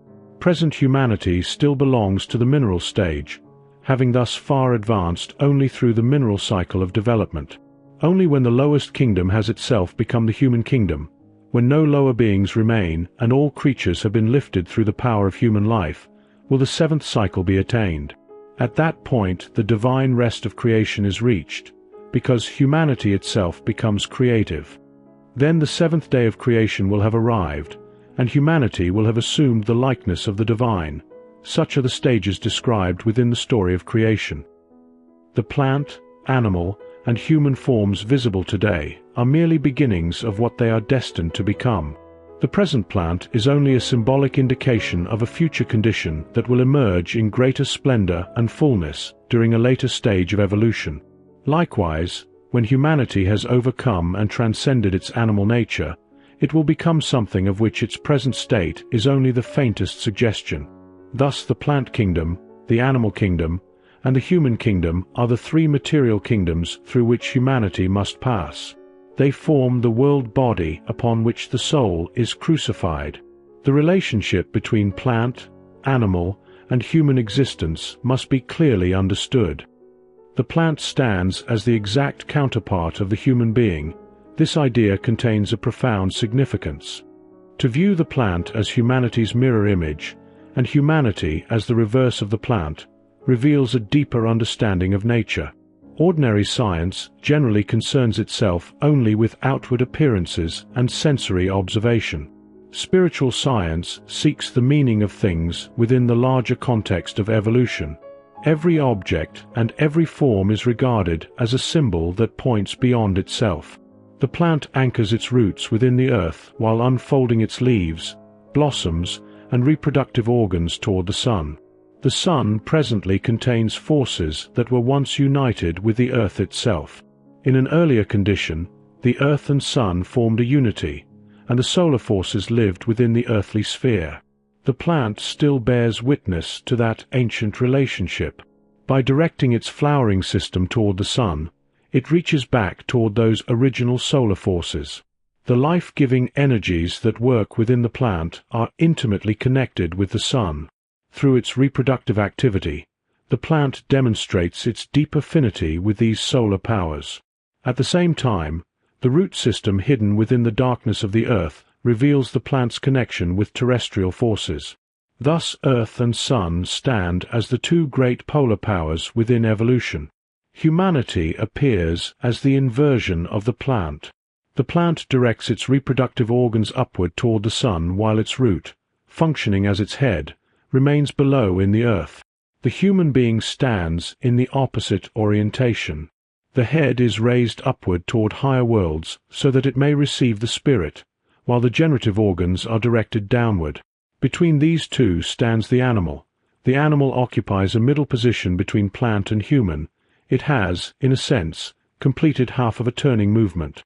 Its spinal column extends horizontally, creating a line that crosses the vertical directions represented by plant and human existence. The plant extends in one direction, the human being in the opposite direction, while the animal forms a transverse element between them. Together they create the image of a cross. If one imagines the plant kingdom extending downward, the human kingdom extending upward, and the animal kingdom stretching horizontally between them, the form of the cross appears. This image is the deeper symbol of the cross. The cross therefore represents the three kingdoms of life through which humanity must pass. The plant kingdom, the animal kingdom, and the human kingdom are the three future material realms awaiting human development. All of them emerge from the mineral kingdom, which forms the present foundation of earthly existence. The animal kingdom serves as a kind of boundary or barrier between the plant kingdom and the human kingdom. The plant stands as humanity's reflected counterpart. This relationship is connected with the fact that the physical life of humanity possesses a particularly close affinity with plant life. A complete demonstration of this relationship would require extensive explanation, yet its basic principle can be indicated. When humanity seeks to sustain physical life in its purest form, plant nourishment corresponds most closely to the original life activity of the earth itself. The sun is the bearer of life forces, and the plant grows directly in response to these solar energies. Human beings must unite the life that exists within the plant with their own living forces. Thus, in an occult sense, the plant shares a profound kinship with human nourishment and physical vitality. The animal kingdom, however, introduces a pause or interruption within this process. It acts as a barrier standing across the stream of development, temporarily diverting its course so that a new movement and a new stage of evolution may begin. Human beings and plants, although standing in opposite positions, are inwardly related to one another. The animal realm, however, and everything that finds expression through the astral body, represents a crossing of these two streams of life. The human etheric body will one day become the foundation of a higher and enduring humanity, no longer subject to death. At present, the etheric body still disperses when physical death occurs. Yet the more a person refines and purifies the inner life, the nearer that person comes to permanence and continuity, and the less subject to dissolution. Every effort devoted to the development of the etheric body contributes toward immortality. In this sense, it is true that humanity gains increasing mastery over immortality to the degree that evolution unfolds in harmony with the forces of life, not with animal passion or sensual desire, but with the deeper powers of living growth. Animality represents a stream that cuts across the course of human life. It was a necessary interruption, a turning point within the flow of existence. Humanity had to unite itself temporarily with animality because this turning point was required. Yet the task remains to rise beyond it once more and return to the greater current of life. At the beginning of earthly incarnation, humanity was endowed with the force of life. This is symbolically portrayed in the legend in which Seth, the son of Adam, received a scion from the tree of life. The sons of God then preserved and cultivated it, expressing the threefold human nature that was destined to be ennobled. From this same wood, Moses fashioned his rod. The rod of Moses signifies external law. But what is meant by external law? External law exists whenever a structure is erected according to a plan. Before stones are assembled into a building, there is a design that determines how each part is to be shaped and placed. In the same way, the laws governing a state are external laws.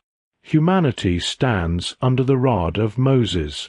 Whoever obeys moral commands solely from fear or in expectation of reward follows only external law.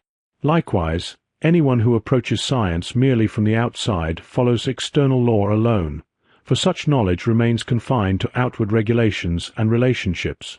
Through these laws alone, humanity cannot advance into its higher nature, but remains under the principle of the old covenant represented by the rod of Moses. Yet external law is intended to become the model for an inner law. Humanity must learn to obey law from within. This inward law must become a living impulse. Out of this inner source, external law is then fulfilled naturally. A temple is not truly created by following a plan mechanically. It must arise from an inner impulse, so that the soul itself lives within the joining of every stone. The person who lives according to inner law is not merely one who obeys the laws of the state, but one for whom those laws have become expressions of life itself because the soul is united with them. In the same way, a truly moral person does not act rightly through fear or reward, but because goodness is loved. As long as humanity was not mature enough to follow law inwardly, as long as it remained under a yoke, the rod of Moses was necessary, and the law rested within the Ark of the Covenant. Then came the Pauline principle, the principle of grace, through which humanity could become free in relation to the law. The depth of the Pauline teaching lies in its distinction between law and grace. When law is filled with love, when love unites itself with law, then grace comes into being. This is the true meaning of the distinction between law and grace. The legend of the cross continues further. Because the wood would not serve as a pillar in Solomon's temple, It was laid across a stream as a bridge between two banks. This, too, was a preparation. The Ark of the Covenant stood within the temple, but the Word made flesh had not yet appeared. The wood of the cross first served as a bridge, and only the Queen of Sheba recognized its significance for the temple that was to live within the consciousness of all humanity. Later, that same wood became the material of the cross upon which the Redeemer was crucified. The Christ, who unites the two ancient streams of evolution and causes the worldly and the spiritual to flow together, becomes one with the living cross. For this reason, he is able to bear the wood of the cross as something carried outwardly upon his shoulders. Being inwardly united with the living bridge, he can take upon himself the burden of the dead wood. Humanity today is being drawn upward into a higher nature. Earlier, it lived within a lower nature. In the Christian sense, it now lives in relation to a higher nature, while the cross, representing the lower nature, is carried forward as something external through the power of inner life. Religion thus becomes a living force within the world. The life once active in outer nature withdraws, and the cross becomes entirely wood. The outer body becomes the vehicle of the inner living force. In this lies the great mystery. The cross is taken up and borne upon humanity's back. The image of the bridge was expressed in a particularly beautiful and meaningful manner by Goethe in his tale of the green snake and the beautiful lily. In that story, a bridge comes into being when the snake stretches itself across the river as a living passage.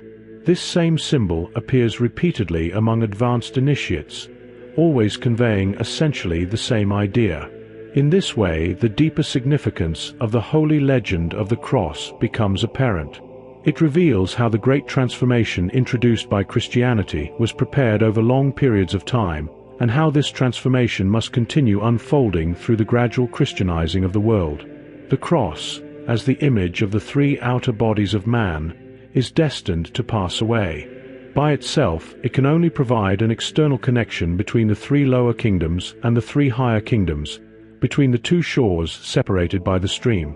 For this reason, the wood of the cross could not serve as a pillar in Solomon's temple. Only when humanity recognizes the cross as its own symbol, offers itself in sacrifice, transforms its own being into a temple, and learns to bear the cross, can the union of the two streams truly be accomplished.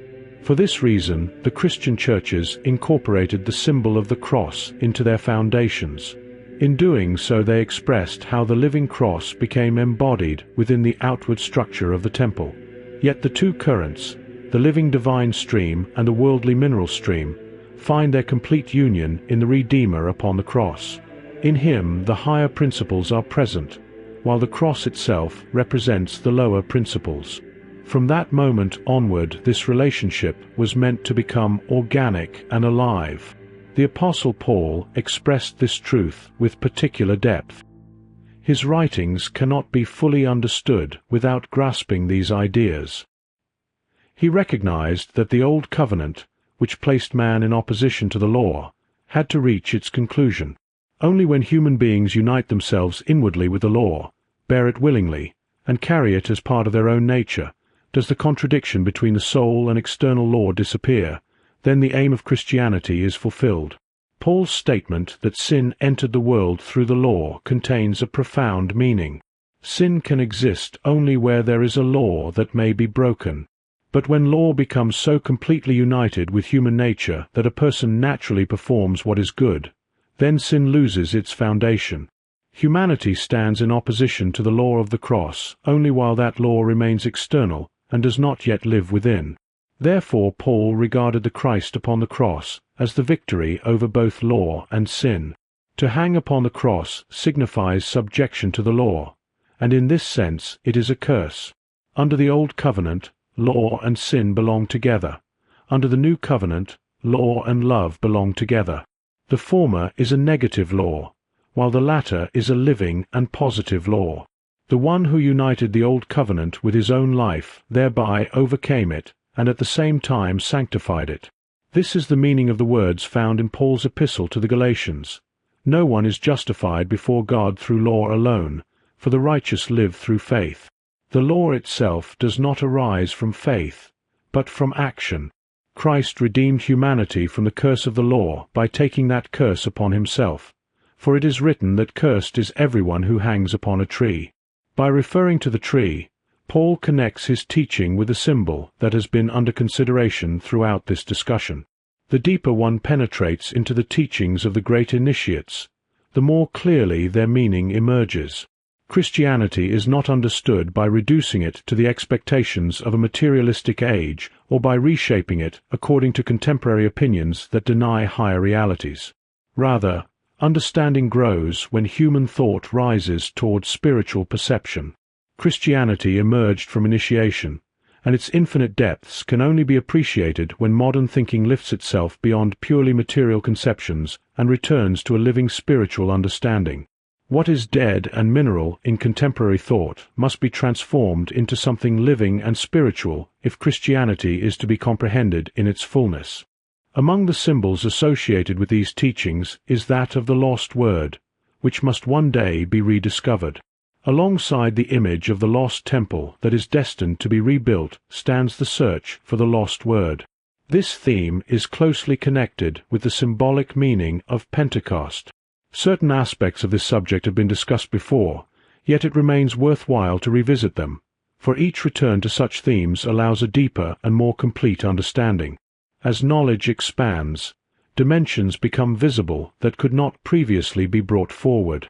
Pentecost is linked with a symbol known both in the Church and in Freemasonry as the lost word that is to be found again. In this symbol one encounters mysteries of extraordinary depth. It leads once more to the mission of Solomon the Wise and to the future significance of Christian truth. Pentecost is associated with an understanding of humanity's innermost nature that existed in early Christianity but gradually faded within the traditions of the Western churches. It is the festival intended to renew each year the remembrance of human liberation, reminding humanity of that freedom which belongs to the soul itself.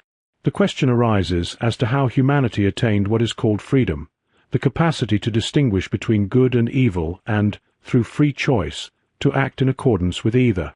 Human beings have passed through a long course of evolution before reaching their present condition, and this development has already moved beyond its central turning point. The midpoint of human evolution is placed approximately in the middle of the Atlantean epoch, which preceded the present age. Since that turning point has already been passed, humanity now stands at the beginning of the ascending half of its journey. Before Atlantis, evolution followed a descending path, leading ever deeper into material existence. Since then, the movement has gradually become one of ascent towards spiritual development. Prior to this midpoint of earthly evolution, humanity did not possess freedom in the sense of choosing between good and evil. Such concepts cannot meaningfully be applied to the lower kingdoms of nature. It would be absurd to ask whether a mineral freely chooses to crystallize. It does so whenever the necessary conditions are present. Likewise, it would be meaningless to ask whether a lily wishes to bloom, or whether a lion voluntarily refrains from hunting other creatures. Only in the case of human beings, and only at the present stage of development, can there be discussion of freedom of choice. Humanity alone is regarded as capable of distinguishing between good and evil. The origin of this capacity is represented in the Bible through the great symbol of the fall. In the story of temptation, Lucifer approaches Eve and persuades her to eat from the tree of knowledge. Through this act, humanity acquired free will and entered the second phase of its evolutionary journey. Before that decisive turning point, questions concerning freedom, good, and evil could no more be applied to humanity than they could to minerals, plants, or animals. Closely connected with this is another teaching. Within esoteric tradition, the present world and everything belonging to it is described as the cosmos of love. Before this cosmos of love, there existed a cosmos of wisdom. To understand this more deeply, it is necessary to consider the earlier stages of evolution. Earth evolution was preceded by the Moon evolution. Before the Moon stood the Sun condition, and before the Sun there was Saturn. Humanity passed successively through these stages: Saturn, Sun, and Moon. During the development of the Earth, these earlier conditions were recapitulated. The Saturn development was repeated in the first great cycle, the Sun development in the second, and the Moon development in the third. Each cycle begins with a planetary body existing as an extremely refined substance, a kind of substance of thought. When the Earth entered its present cycle, it also existed in such a condition. It then repeated once more the earlier stages, the Saturn condition in the highest spiritual state, the Sun condition in a formative state, and the Moon condition in an astral state. Thus the Earth again passed through previous conditions before arriving at its present physical density. Immediately before the present physical state, its condition was astral. This astral stage is described as a cosmos of wisdom. Every such cosmos is divided into 7 great periods. Likewise, the present Earth cycle contains 7 great epochs: the Polarian, the Hyperborean, the Lemurian, the Atlantean, and the present epoch. 2 further epochs still lie in the future. After these have run their course, the Earth will once again pass into an astral condition. These successive epochs represent the great stages of physical Earth evolution. The earlier astral condition likewise unfolded through 7 periods corresponding in a certain way to these epochs. Yet the term race is not entirely suitable for those earlier conditions, since the forms existing at that time were of a different nature. The comparison is only approximate. In esoteric language, those ancient astral periods are known as the Kingdom of Wisdom. Their rulers are spoken of as the 7 kings of wisdom, the 7 kings of the dynasty of Solomon. During each of these periods, there lived a being whose nature was akin to the soul associated with Solomon. This kingdom of wisdom was later succeeded by the earthly cosmos of love. To understand the formation of the Earth from this perspective, it is necessary to remember that in its earliest condition the Earth was united with what later became the Sun and the Moon. These 3 bodies originally formed a single whole. The first great separation occurred when the Sun withdrew from the Earth. This transformed all earthly life. At that point, death entered existence in a form comparable to what is observed in simple living organisms. Before this separation there was no death in the ordinary sense, because life continued in an uninterrupted process. A comparison may be made with a single living cell. As long as existence remains at that level, the birth of a new cell does not involve decay. Matters change when a complex organism is formed from many cells. Such an organism eventually breaks down into its separate parts, and no individual part contains the entire living process. This form of death first appeared when the Sun separated from the Earth. A further transformation occurred when the Moon separated from the Earth. In the middle of the Lemurian epoch, this event brought about the division of the sexes. Before that time, male and female qualities existed together within a unified condition. The withdrawal of the Moon resulted in their separation into distinct male and female forms. Through this process, humanity gradually assumed the form in which it exists today. At the time when these great cosmic events unfolded, with first the Sun and later the Moon separating from the Earth, profound changes took place in both the world and humanity. To understand them, it is necessary to recognize that the Earth was then passing from an extremely subtle physical condition into a progressively denser form. The earliest physical substance was etheric in nature, present throughout humanity and far finer than what is now known as gaseous matter. Today matter is generally distinguished as solid, liquid, and gaseous. Esoteric teaching also recognizes 4 forms of ether: warmth ether, which enables bodies to receive and hold heat; light ether; chemical ether, through which substances combine according to lawful relationships and proportions; and life ether, the principle that carries living forces. These 4 ethers formed the original basis of earthly existence. Only later did the Earth condense out of these etheric conditions. This densification first occurred during the Lemurian epoch. Before that time, the Earth existed as an etheric world, open to influences entirely different from those affecting the present physical Earth. Because the Earth was then etheric, all living beings, plants, animals, and human beings, were inwardly accessible to forces that act through the ether. In esoteric language, these forces are connected with the Word, the cosmic Word. The relationship between the etheric realm and the Word can be understood through the process of initiation. The human being consists of a physical body, an etheric body, an astral body, and the ego. The etheric body becomes perceptible when separated from the physical body.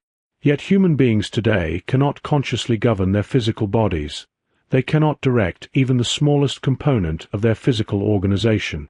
The physical body remains under the guidance of exalted cosmic powers. Higher beings exercise authority over it, although in a distant future humanity will attain this capacity. When human beings can consciously govern the forces operating within their own physical bodies, they will possess powers now belonging to divine beings. To attribute such mastery to humanity in its present condition would be mistaken, for these forces are still directed by higher spiritual intelligences. When a person gains command over the substance of warmth ether, mastery over the physical realm becomes possible. The force through which a being unites with the earth and governs physical substance is called the Father Force, or simply the Father. When these Father forces penetrate and transform the physical body, this condition is designated as Atma. Thus, Atma corresponds to the physical aspect of human nature. The second member of the human being is the etheric body. This corresponds to the Sun principle, the Logos, or the Word. Just as the physical body can be transformed through Atma, the etheric body can be shaped and set into motion by Buddhi through the activity of the Logos. The third member is the astral body. Human beings possess little conscious mastery over it at present. Only a few have attained significant control of their astral nature. To the extent that a person can inwardly govern and transform the astral body, that person is said to possess Monas. Humanity began to work consciously upon the astral body during the middle of Lemurian times. Before that stage, the human form had been shaped from outside influences. Then humanity gradually began to participate in its own development. Every effort of the ego to overcome unrefined desires, passions, and impulses contributes to the refinement of the astral body. When the astral body has been completely permeated and transformed by the activity of the ego, it is no longer merely an astral body. It has become Monas. Once this transformation is complete, humanity can begin the work of transforming the etheric body into Buddhi. What is woven into the etheric body through this process is the individualized word. Christian esotericism calls this the Sun or Logos. The astral body transformed into Monas is called the Holy Spirit, while the physical body transformed into Atma is called the Father. What occurs within the individual human being on a small scale takes place throughout the universe on a grand scale. These mysteries were enacted in the ancient initiatory schools. Through initiation, experiences that belong to the distant future of humanity were brought about in advance. Even within the Egyptian mysteries, initiation required that a candidate first transform and master the astral body through the power of the ego. Such a person would stand before the initiating priest, having gained authority over the astral body, though not yet over the etheric or physical bodies. The initiate was then shown how the powers developed within the astral body could begin to act upon the etheric and physical bodies. The physical body was placed into a deep, death-like condition that lasted for 3 days and 3 nights. During this period, the etheric body was lifted out. Because the initiate had attained mastery over the astral body, the power could now be extended to the etheric body. What had been developed within the astral nature was allowed to work consciously into the etheric nature. This was the meaning of the 3 days of entombment and the subsequent resurrection in an etheric body fully permeated by what is called the Holy Spirit. Such a person was regarded as one endowed with the Logos, with the Word. The Word signifies wisdom that has transformed the astral body into Monas. This wisdom cannot enter the etheric body until it has first thoroughly permeated and transformed the astral body. The same process occurred on a planetary scale for the Earth. Only after the entire Earth had advanced to the stage of the astral condition could such an event take place. The state through which the neophyte passed in the Egyptian mysteries corresponded to that earlier astral condition of the earth which has been described as the immediate predecessor of the present earth, the globe of wisdom. Into this sphere all wisdom had been woven by cosmic powers.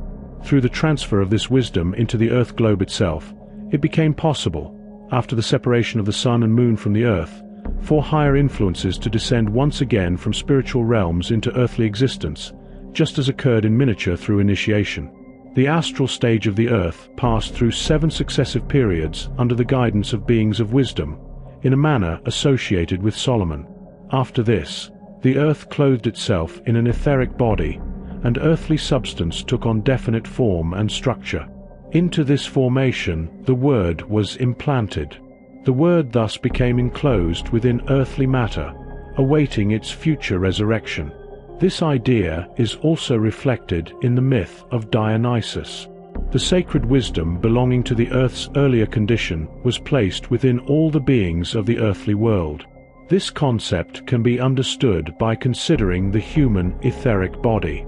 Every human being possesses such an etheric body, and clairvoyant perception reveals it as closely resembling the form of the physical body.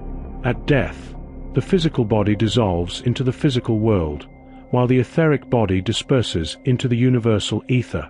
Yet this etheric body has been fashioned with immense care through the wisdom that first bestowed it from the earlier astral condition of the earth. Ordinarily, it dissolves after death. Only an etheric body consciously developed and strengthened from within becomes enduring and remains permanently alive. This enduring form is the etheric body of the Chela, the candidate for initiation. Unlike the ordinary etheric body, it does not dissolve after death. In the case of the average modern person, the etheric body may remain perceptible for a short period after death before dispersing. For the Chela, however, it endures.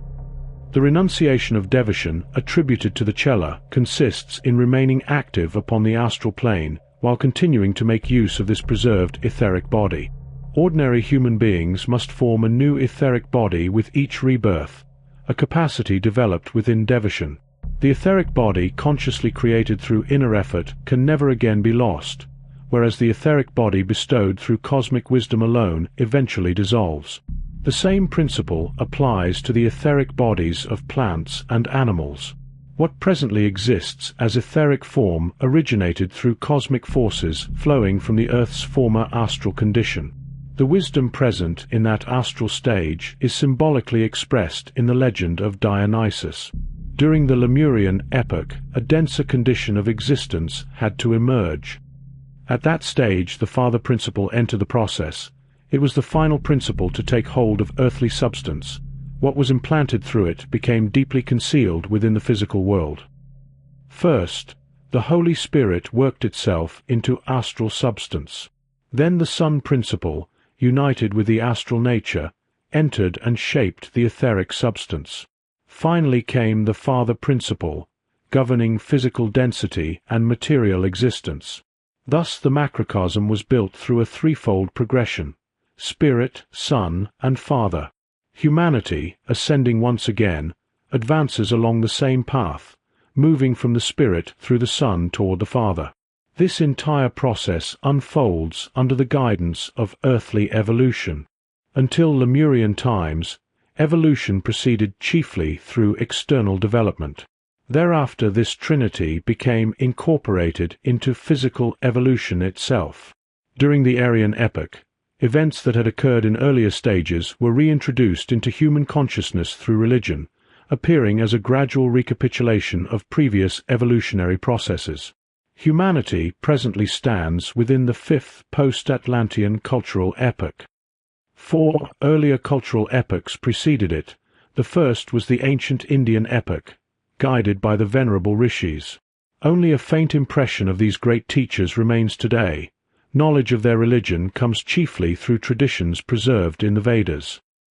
Yet the wisdom of the rishis was far greater than what survives in these records. Written preservation only began during a later cultural period, and the Vedas contain merely an echo of the original teaching.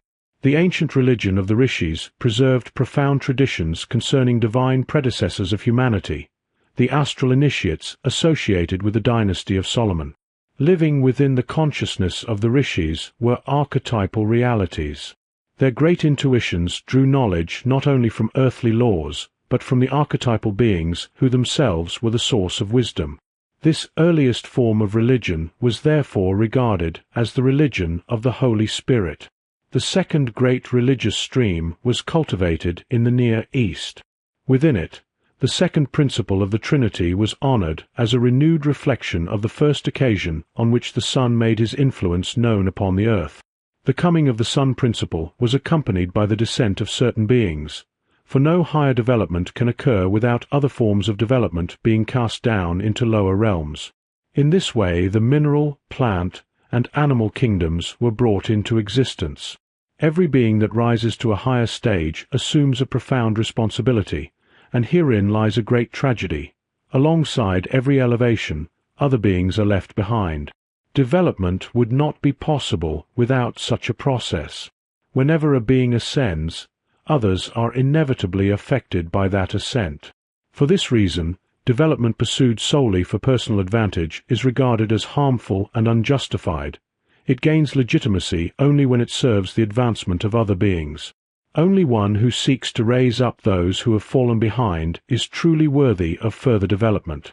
Thus the evolution that unfolded upon the earth, and which had already been prepared on earlier cosmic stages, sought to endow the etheric body with the logos, the Word. Yet this process was accompanied by the descent of other beings connected with earthly evolution. These beings came to be understood as opposing powers, represented by the Luciferic principle. Accordingly, a duality appears in the Persian religion, where the principle of good is accompanied by the principle of evil. It is beneficial when a being works monos into its own nature, but such striving is always met by an opposing force.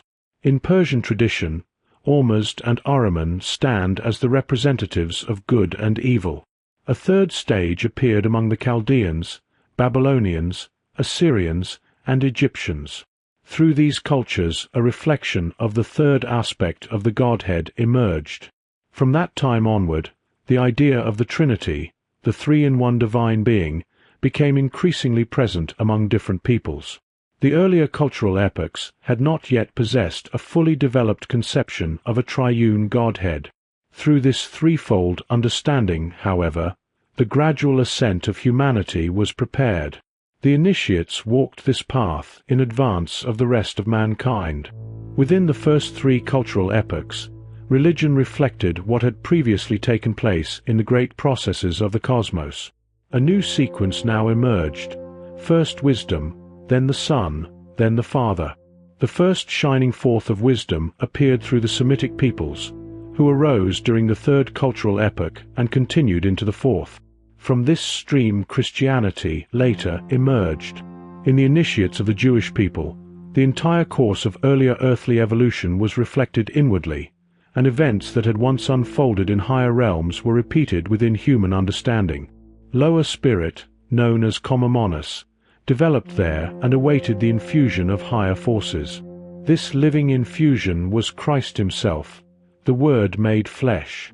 Through his appearance he pointed toward the future Word, through which all human beings would one day be able to guide their etheric bodies by means of their astral bodies, awakening the Word to life within themselves. The future possibility of this development was foreshadowed in the appearance of the Word made flesh during the fourth cultural epoch. Before the Logos can be fully embodied within the etheric body, humanity as a whole must attain mastery over the etheric. The first impulse toward this goal proceeded from the Christ incarnated in the flesh. Through the power of the Son, humanity advances toward the Father.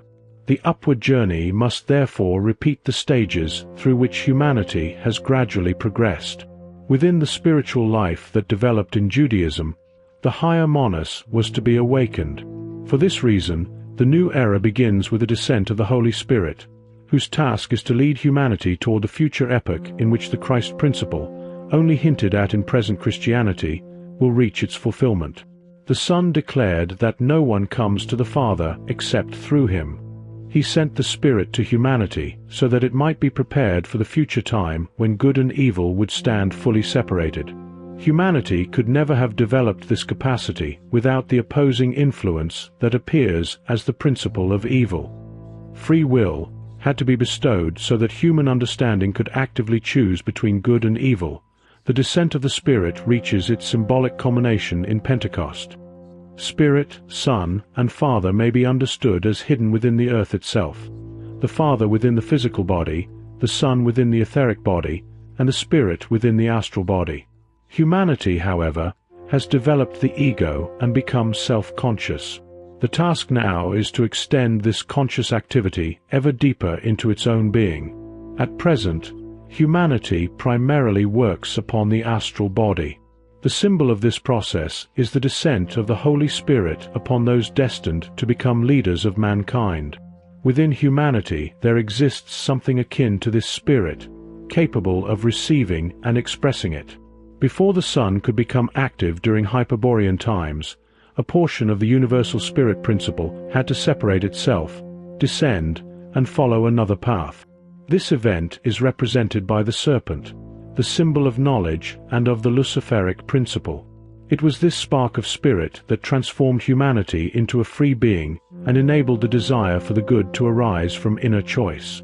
The spirit bestowed through the great festival of Pentecost is related to that spirit which descended earlier, the same power symbolized by Prometheus. It is the force that kindled the spark within the human ego, enabling it to choose to follow the Spirit, just as in later stages it will follow the Son and ultimately the Father. Although this gift made evil possible, that possibility was the price paid for humanity's return to the divine world from which it originally came. In this way, Pentecost is linked to the luciferic principle, and the festival may also be understood as a celebration of Prometheus and of freedom. The connection between the sons of Cain and the 7 Solomonic kings of pre-earthly times now becomes clearer, for the biblical King Solomon was regarded as a descendant of that ancient line. In the beginning, wisdom was bestowed upon humanity from outside itself. Later, however, wisdom had to awaken and arise from within the human being. Solomon erected the temple, yet he could do so only through the assistance of Hiram-Abiff. Through cooperation with this son of Cain, he gained access to the arts and skills required for the construction of the temple. In this way, the two currents that had long flowed separately were brought together once more. When the sun separated from the earth, the word became hidden and entombed within the earth. It is destined to rise again when humanity reaches the stage of the 6th root race. Human beings themselves will raise this word from its burial within the earth, but before this can happen, the spirit must awaken within them that enables the word to resonate in their souls. This awakening was first achieved by the apostles at Pentecost. A spiritual teaching expresses this truth in the words, "Acquire knowledge, and you will have speech." Genuine speech arises from true knowledge, descending like tongues of fire upon the apostles at the holy festival of Pentecost.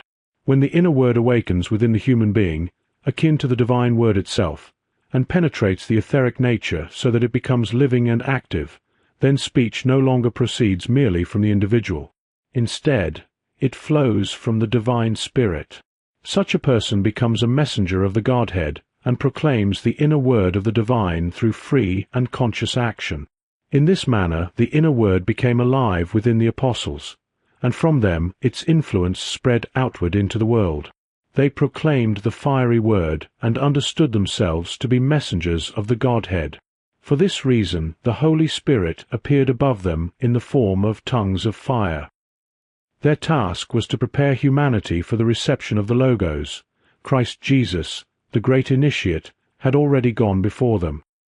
The Holy Spirit followed, working upon the astral bodies of human beings, so that they might become capable of transforming their etheric bodies into something enduring and immortal.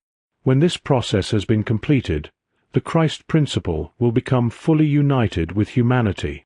This same goal was expressed by the initiates when they taught that whoever rises beyond the merely earthly and enters the free ether with faith in immortality becomes an immortal spirit, liberated from death and from dependence upon the physical. Every human being is destined to attain this stage during the middle of the 6th root race. At present, however, humanity remains subject to death because the etheric body has not yet achieved immortality. Christianity contains within itself the mystery through which humanity may gradually advance toward the resurrection of the etheric body. In this way, the third great Christian festival stands connected with the other two and completes their deeper meaning. The purpose of this teaching is to reveal the profound depths contained within the festival of Pentecost and to show how humanity gradually acquires a living awareness of the surrounding world. Human beings are intimately connected with all that exists around them and with every event that unfolds within the world. Even the names of the days of the week preserve traces of these cosmic relationships. A true celebration of Pentecost occurs when a person consciously recognizes the deep truths that the wise have woven into this festival. To celebrate a festival in its fullest sense means to unite oneself inwardly and spiritually with the cosmic spirit. To appreciate the true significance of theosophy, one must be permeated by the fundamental perception that within the theosophical stream the soul is expanded, the heart is broadened and elevated toward higher responsibilities, and the individual is drawn into conscious participation in the affairs of the universe. Anyone unfamiliar with occultism can scarcely form an impression of what this means. Much is said about the great purpose of guiding humanity, through the theosophical movement, toward a future stage in which a new race of human beings will arise. At that time, intellectuality as it exists today will no longer occupy the leading position, but will be fructified and transformed by buddhi. Human beings are called upon to work together with this great current of world evolution, and for that reason they bear a profound responsibility toward the theosophical movement. The task of the theosophist reaches far into the distant future. This does not mean retreating into fantasy or escaping from practical life. On the contrary, knowledge of such distant future developments acts as a source of strength and productivity in everyday existence. A person who allows these vast perspectives of world evolution to occupy the mind, even for a short time each day, will approach life differently from one who remains absorbed solely in ordinary concerns. Such a person can contribute something fresh, creative, and original to contemporary life. Every genuine advance in human evolution depends upon the introduction of new and original impulses. Consider first a subject connected with the influence of the devas. Devas are beings who stand at a higher stage than humanity and are capable of working upon more elevated planes of existence. They are encountered through clairvoyant perception on the astral plane, on the rupa plane, on the arupa plane, and on still higher levels. The question then arises, what significance does the activity of the devas have for the world in which human beings themselves live? This question may be approached through another. What is the purpose of human existence and of the continuing process of reincarnation? Human beings would enter earthly life without purpose if no lesson were learned and no task fulfilled during each incarnation. Every return to earthly existence must therefore take place under circumstances that differ from those previously experienced. The world itself must have changed sufficiently so that new conditions confront the incarnating individual. A male and a female incarnation are occultly regarded together as a single incarnation. Between two such connected incarnations there generally lies a period of approximately 2,600 to 3,000 years. The experiences undergone by humanity during the present phase of earthly evolution differ so greatly between man and woman that such alternation is considered necessary. The transformations that occur in the world between successive incarnations are difficult to comprehend for those unfamiliar with the theosophical outlook. Yet humanity encounters conditions that differ not only morally, but also physically. To occult perception, the physical circumstances of the earth have altered fundamentally over the course of the last 3,000 years. Looking back on average, previous incarnations would often be found in the age of the ancient Greeks, around the period of Homer. At that time the geographical conditions, the climate, the plant life, and even the animal world differed significantly from those of the present. Continuous transformation is taking place throughout all the kingdoms of nature. An outward sign of these changes is seen in the movement of the sun through the zodiac. The zodiac consists of 12 constellations, and at the vernal equinox the sun gradually advances from one constellation to the next. Many thousands of years ago, the sun entered the constellation of the Crab. The period required for the sun to pass through a single constellation lasts approximately 2,600 years. This duration corresponds closely to the interval between connected human incarnations. Around the transition from the 18th to the 19th century, the sun moved from the constellation of the Ram into that of the Fishes, and at the spring equinox it now stands in the constellation of the Fishes. Those who still possessed an understanding of occult wisdom recognized the relationship between human life and these great celestial changes. Before the sun entered the constellation of the Ram, forms of worship centered upon the bull, such as those associated with Mithras and Apis, were widespread in Asia. Later came the age of the Ram, reflected in traditions such as the story of Jason and the Golden Fleece. Christ himself came to be known as the Lamb of God. Going still further back, one encounters the Persian symbol of the twins, which was closely connected with the culture of that period and its understanding of the opposing principles of good and evil. When the sun illuminates the earth from a different region of the zodiac, earthly conditions change accordingly. In this way, the sun's passage into a new constellation is connected with a corresponding change in human incarnation. Above, in the heavens, there is the movement of the sun. Below, on earth, there is a transformation in climate, vegetation, and all natural conditions. The question then arises as to what causes this correspondence. From a theosophical standpoint, such a question must be posed, for there is no place for miracles in the ordinary sense. There are only higher facts, not exceptions to law. To understand the relationship between human beings and earthly manifestations, a higher point of view is required. After death, the human being enters Kamaloka. Rather than asking whether animals and plants possess consciousness, the question must be reversed. Where is their consciousness located? Animal consciousness is situated in Kamaloka, on the astral plane. Plant consciousness is located on the Rupa plane, and mineral consciousness on the Arupa plane. Human consciousness, in contrast, is bound to the physical plane. When the human being enters Kamaloka after death, they find themselves in the same realm in which animal consciousness exists.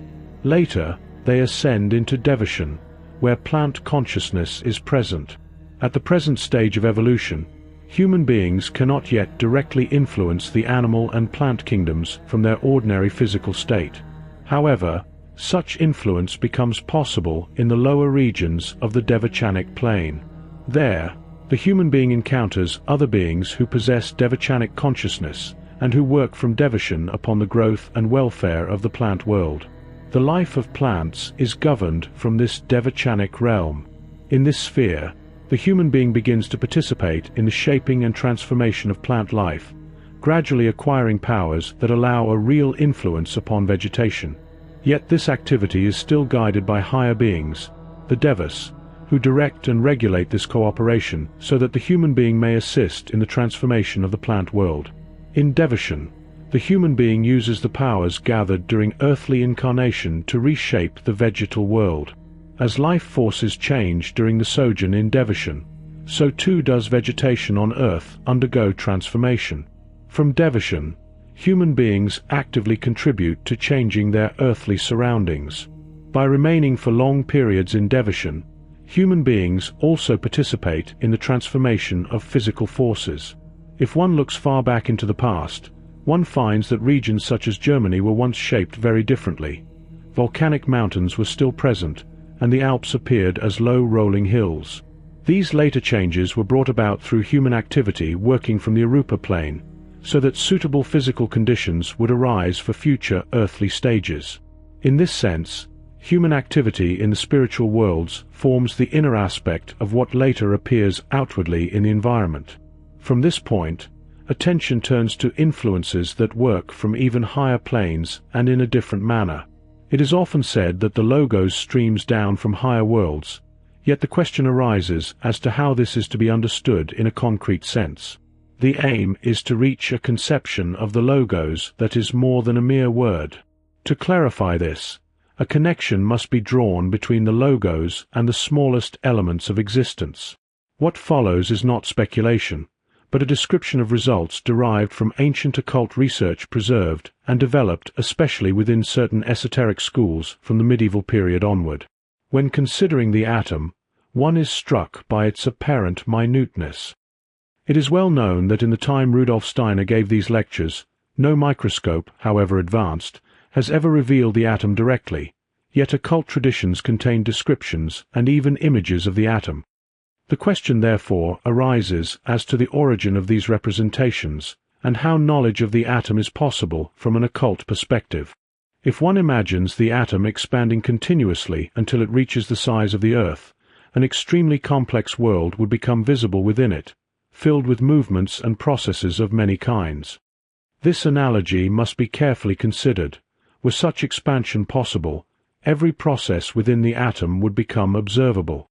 This was, in Steiner's time, not considered to be possible by the scientific knowledge available. However, in 2026, we know from quantum physics that particles are not truly particles. They are more like fields that extend indefinitely, and particle is just an appearance this field takes when observed from a certain perspective. So we could say that Steiner was in a way correct in his description, and this is pretty remarkable. At least I think it is. The viewers can decide for themselves whether this is accidental guess or something else. The occult researcher is described as being able to perform such an expansion in consciousness, and thereby perceive the inner life of the atom. If one then considers the range of human motives on Earth, from the lowest instincts and passions through moral ideals to religious communities, it becomes evident that human beings weave threads of connection between one another. These threads form increasingly comprehensive associations: family, tribe, ethnic and political communities, and finally religious communities. Within these formations, the activity of higher individualities becomes visible. Such groupings arise from sources of universal wisdom, often through the work of religious founders. In a deeper sense, religions share a common origin, since their founders are understood to belong to a great spiritual brotherhood. Within this brotherhood, often called the White Lodge, there are 12 members, 7 of whom exert a particular influence. These 7 are regarded as founders of major religious streams, among them figures such as Buddha, Hermes, and Pythagoras. The overall plan of human evolution is said to have been spiritually conceived within this White Lodge, which is considered as ancient as humanity itself. From this perspective, a coordinated design for the guidance of human development is present. All other human associations are viewed as subordinate expressions of this higher plan. Even the smallest social groupings are connected within a vast structure that ultimately leads upward toward the realm of the masters. In this realm, the plan of human evolution is continually woven and directed. In the unfolding of world evolution there is, it is said, a definite plan for the Earth, and this plan becomes intelligible only when one considers the current 4th round in which humanity is now living. In this stage, the task is the humanization of the mineral kingdom. Steiner claimed that even at his time, human understanding has already begun to transform the mineral world, as can be seen in works such as Cologne Cathedral and in technology, and there was even in electricity a hint of the occult depths of matter.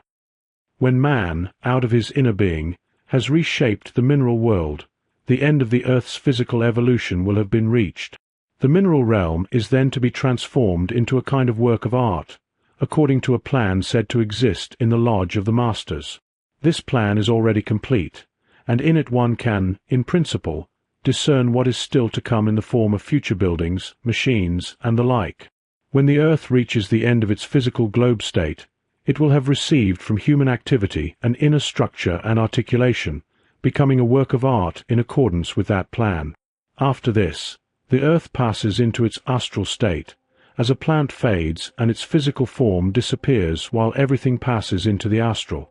In this transition, the physical gradually contracts, becoming a shrinking kernel surrounded by the astral, passing through the rupa and then the arupa condition until it dissolves into a sleep-like existence. What remains of the physical in such a condition is, in the arupa state, a highly condensed miniature imprint of the whole physical evolution as it was conceived in the Master's plan, like a small image of the former mineral Earth. The physical survives only as this miniature reflection, while the arupa aspect is vast. When it passes beyond the Devachan state, it reproduces itself outwardly into innumerable similar formations. And when the earth returns again to the physical state in a new cycle, it is composed of countless tiny globules, each one an impression of what the earth previously was. These globules differ in arrangement, yet share a common origin. Thus, in the fifth round of Earth evolution, the new physical Earth will consist of innumerable tiny parts, and each atom will contain the purpose of the mineral world as it exists in the plan of the Master's Lodge. Every atom of that future round is understood as bearing within it the whole plan of the Masters, while what preceded in humanity is compressed into this result.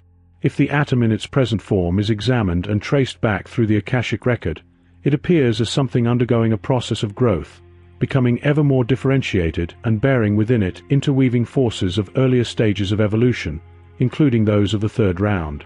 In this way, the plan of the Masters for earlier Earth stages can be discerned in what appears outwardly as the atom. What is external becomes inward, and within the smallest atom the great plans are mirrored. These individualized plans are understood as fragments of the larger plan for humanity. If the plan of one round becomes the atom of the next, then the structure of the greater world plan can be perceived, developing in ever higher stages through beings who themselves possess ever higher conceptions of world development. In this contemplation, the idea of the third logos emerges. The logos appears as something that continually enters into the atom, first as something external, then as the blueprint of the atom, and finally as the atom becoming an image of that plan. The occult investigator reads this process in the Akashic record of earlier rounds and thereby studies the atom. The question then arises as to where higher beings themselves obtain this plan. The answer is sought in the idea that there are still higher stages of evolution in which such plans are formed and through which world evolution is guided. These higher stages are hinted at in ancient teachings, for example in Dionysius, the pupil of the Apostle Paul, and in Nicholas Cusanus, who expressed the view that beyond all knowledge and perception lies a higher unknowing or unperception, which is itself a higher form of knowing and perceiving. When attention is turned away from ordinary thinking and conceptual knowledge toward the inner powers that arise within, something still higher is encountered. The Masters are able to weave within the realm of the logos because they have ascended beyond the nature of thinking. In such beings, thought appears transformed. It becomes comparable to spoken word in ordinary human life. What is inward thought for the Masters may itself be the expression of a still higher being, just as speech expresses thought in human beings. If thought is understood in this way as the word of a higher being, then the concept of the logos becomes more approachable. Knowledge drawn from thought in this sense stands on an even higher level. In the contemplation of the world, the atom appears at one extreme as a kind of image of the plan that has arisen from the depths of the spirit of the Masters, which is the logos. If attention is then turned to the transformation of man himself within the great world epochs, the view is led back again into the world process as a whole. Just as man has descended and immersed himself in the physical plane, so too the world as a whole shows a similar descent. What the human self has developed is, in a sense, spread out in the surrounding world. From this perspective, the view is led further down into the lower planes, which nevertheless contain within themselves the higher planes, including the sphere of the Lodge of the Masters. The spirit of the earth is described as living today with the Masters, and this spirit of the earth is to become the physical garment of the next planet, the future Jupiter. Even the smallest human action is said to reach into the smallest atom of that future planet. This awareness is meant to give a sense of connection with the Lodge of the Masters, and it is presented as a central orientation for the Theosophical Society, since it participates in what the wise ones know. When Goethe speaks of the spirit of the earth, this is understood as an expression of a real truth. The spirit of the earth weaves the garment of the next planet, and in the floods of life and storm of action, it shapes the clothing of the coming planetary godhead. The earth, it is said, is guided in a special way by the White Lodge, in which highly developed human individualities and beings of an even higher order are united. Their activity consists in directing earthly evolution and, within that guidance, forming a definite plan. During each planetary evolution, a specific plan is worked out by these guiding powers. While the Earth evolves, the plans for the atom of the future Jupiter condition are prepared in advance within the White Lodge of the Earth. This plan is elaborated in detail, and in this harmony with the plan lies what is described as the blessing and salvation of progress. When a planetary evolution approaches its end, as with the completion of the present Earth cycle, the masters of wisdom who harmonize perceptions are said to be ready with a plan for the next Jupiter evolution. At such a conclusion of a planetary stage, something distinctive occurs. This plan is then, through a specific process, reduced infinitely in size and multiplied infinitely in number, so that innumerable miniature copies of the whole Jupiter plan exist. A similar process is described for the old Moon evolution, where the Earth plan also existed in a multiplied and miniaturized form. These spiritually developed miniature plans are identified as the very atoms underlying the structure of the Earth.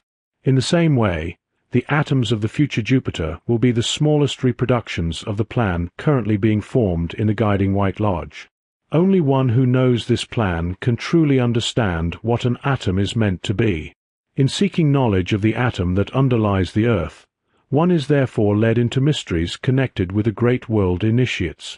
Such matters can only be indicated in general outline, but even this is meant to offer an idea of what is involved. The Earth is composed in a specific way from these atoms, and everything that exists, including human beings, is built from them. In this sense, every individual exists in harmony with the whole evolution of the Earth, carrying within themselves countless miniature copies of the ancient Earth plan, which was worked out during the earlier planetary condition known as the Old Moon. That plan, developed by guiding beings in harmony with the successive stages of Old Saturn, Old Sun, and Old Moon, had to be introduced into the atomic structure in such a way that the atoms were brought into proper relationship and order. This ordering was only possible because the guiding spirits of the Moon directed Earth evolution according to a very definite plan. In its renewed appearance after the Moon stage, the Earth was initially not a separate body but a combined condition of Earth, Sun, and Moon, as though all three were still united. Only later did the Sun separate, carrying with it forces too subtle and spiritual for human development at that stage, forces under whose sole influence humanity would have become spiritualized too quickly. Had humanity remained entirely within the combined Sun-Moon-Earth condition, it would not have descended into physical materiality, and would not have reached the self-consciousness of the ego that was destined for it.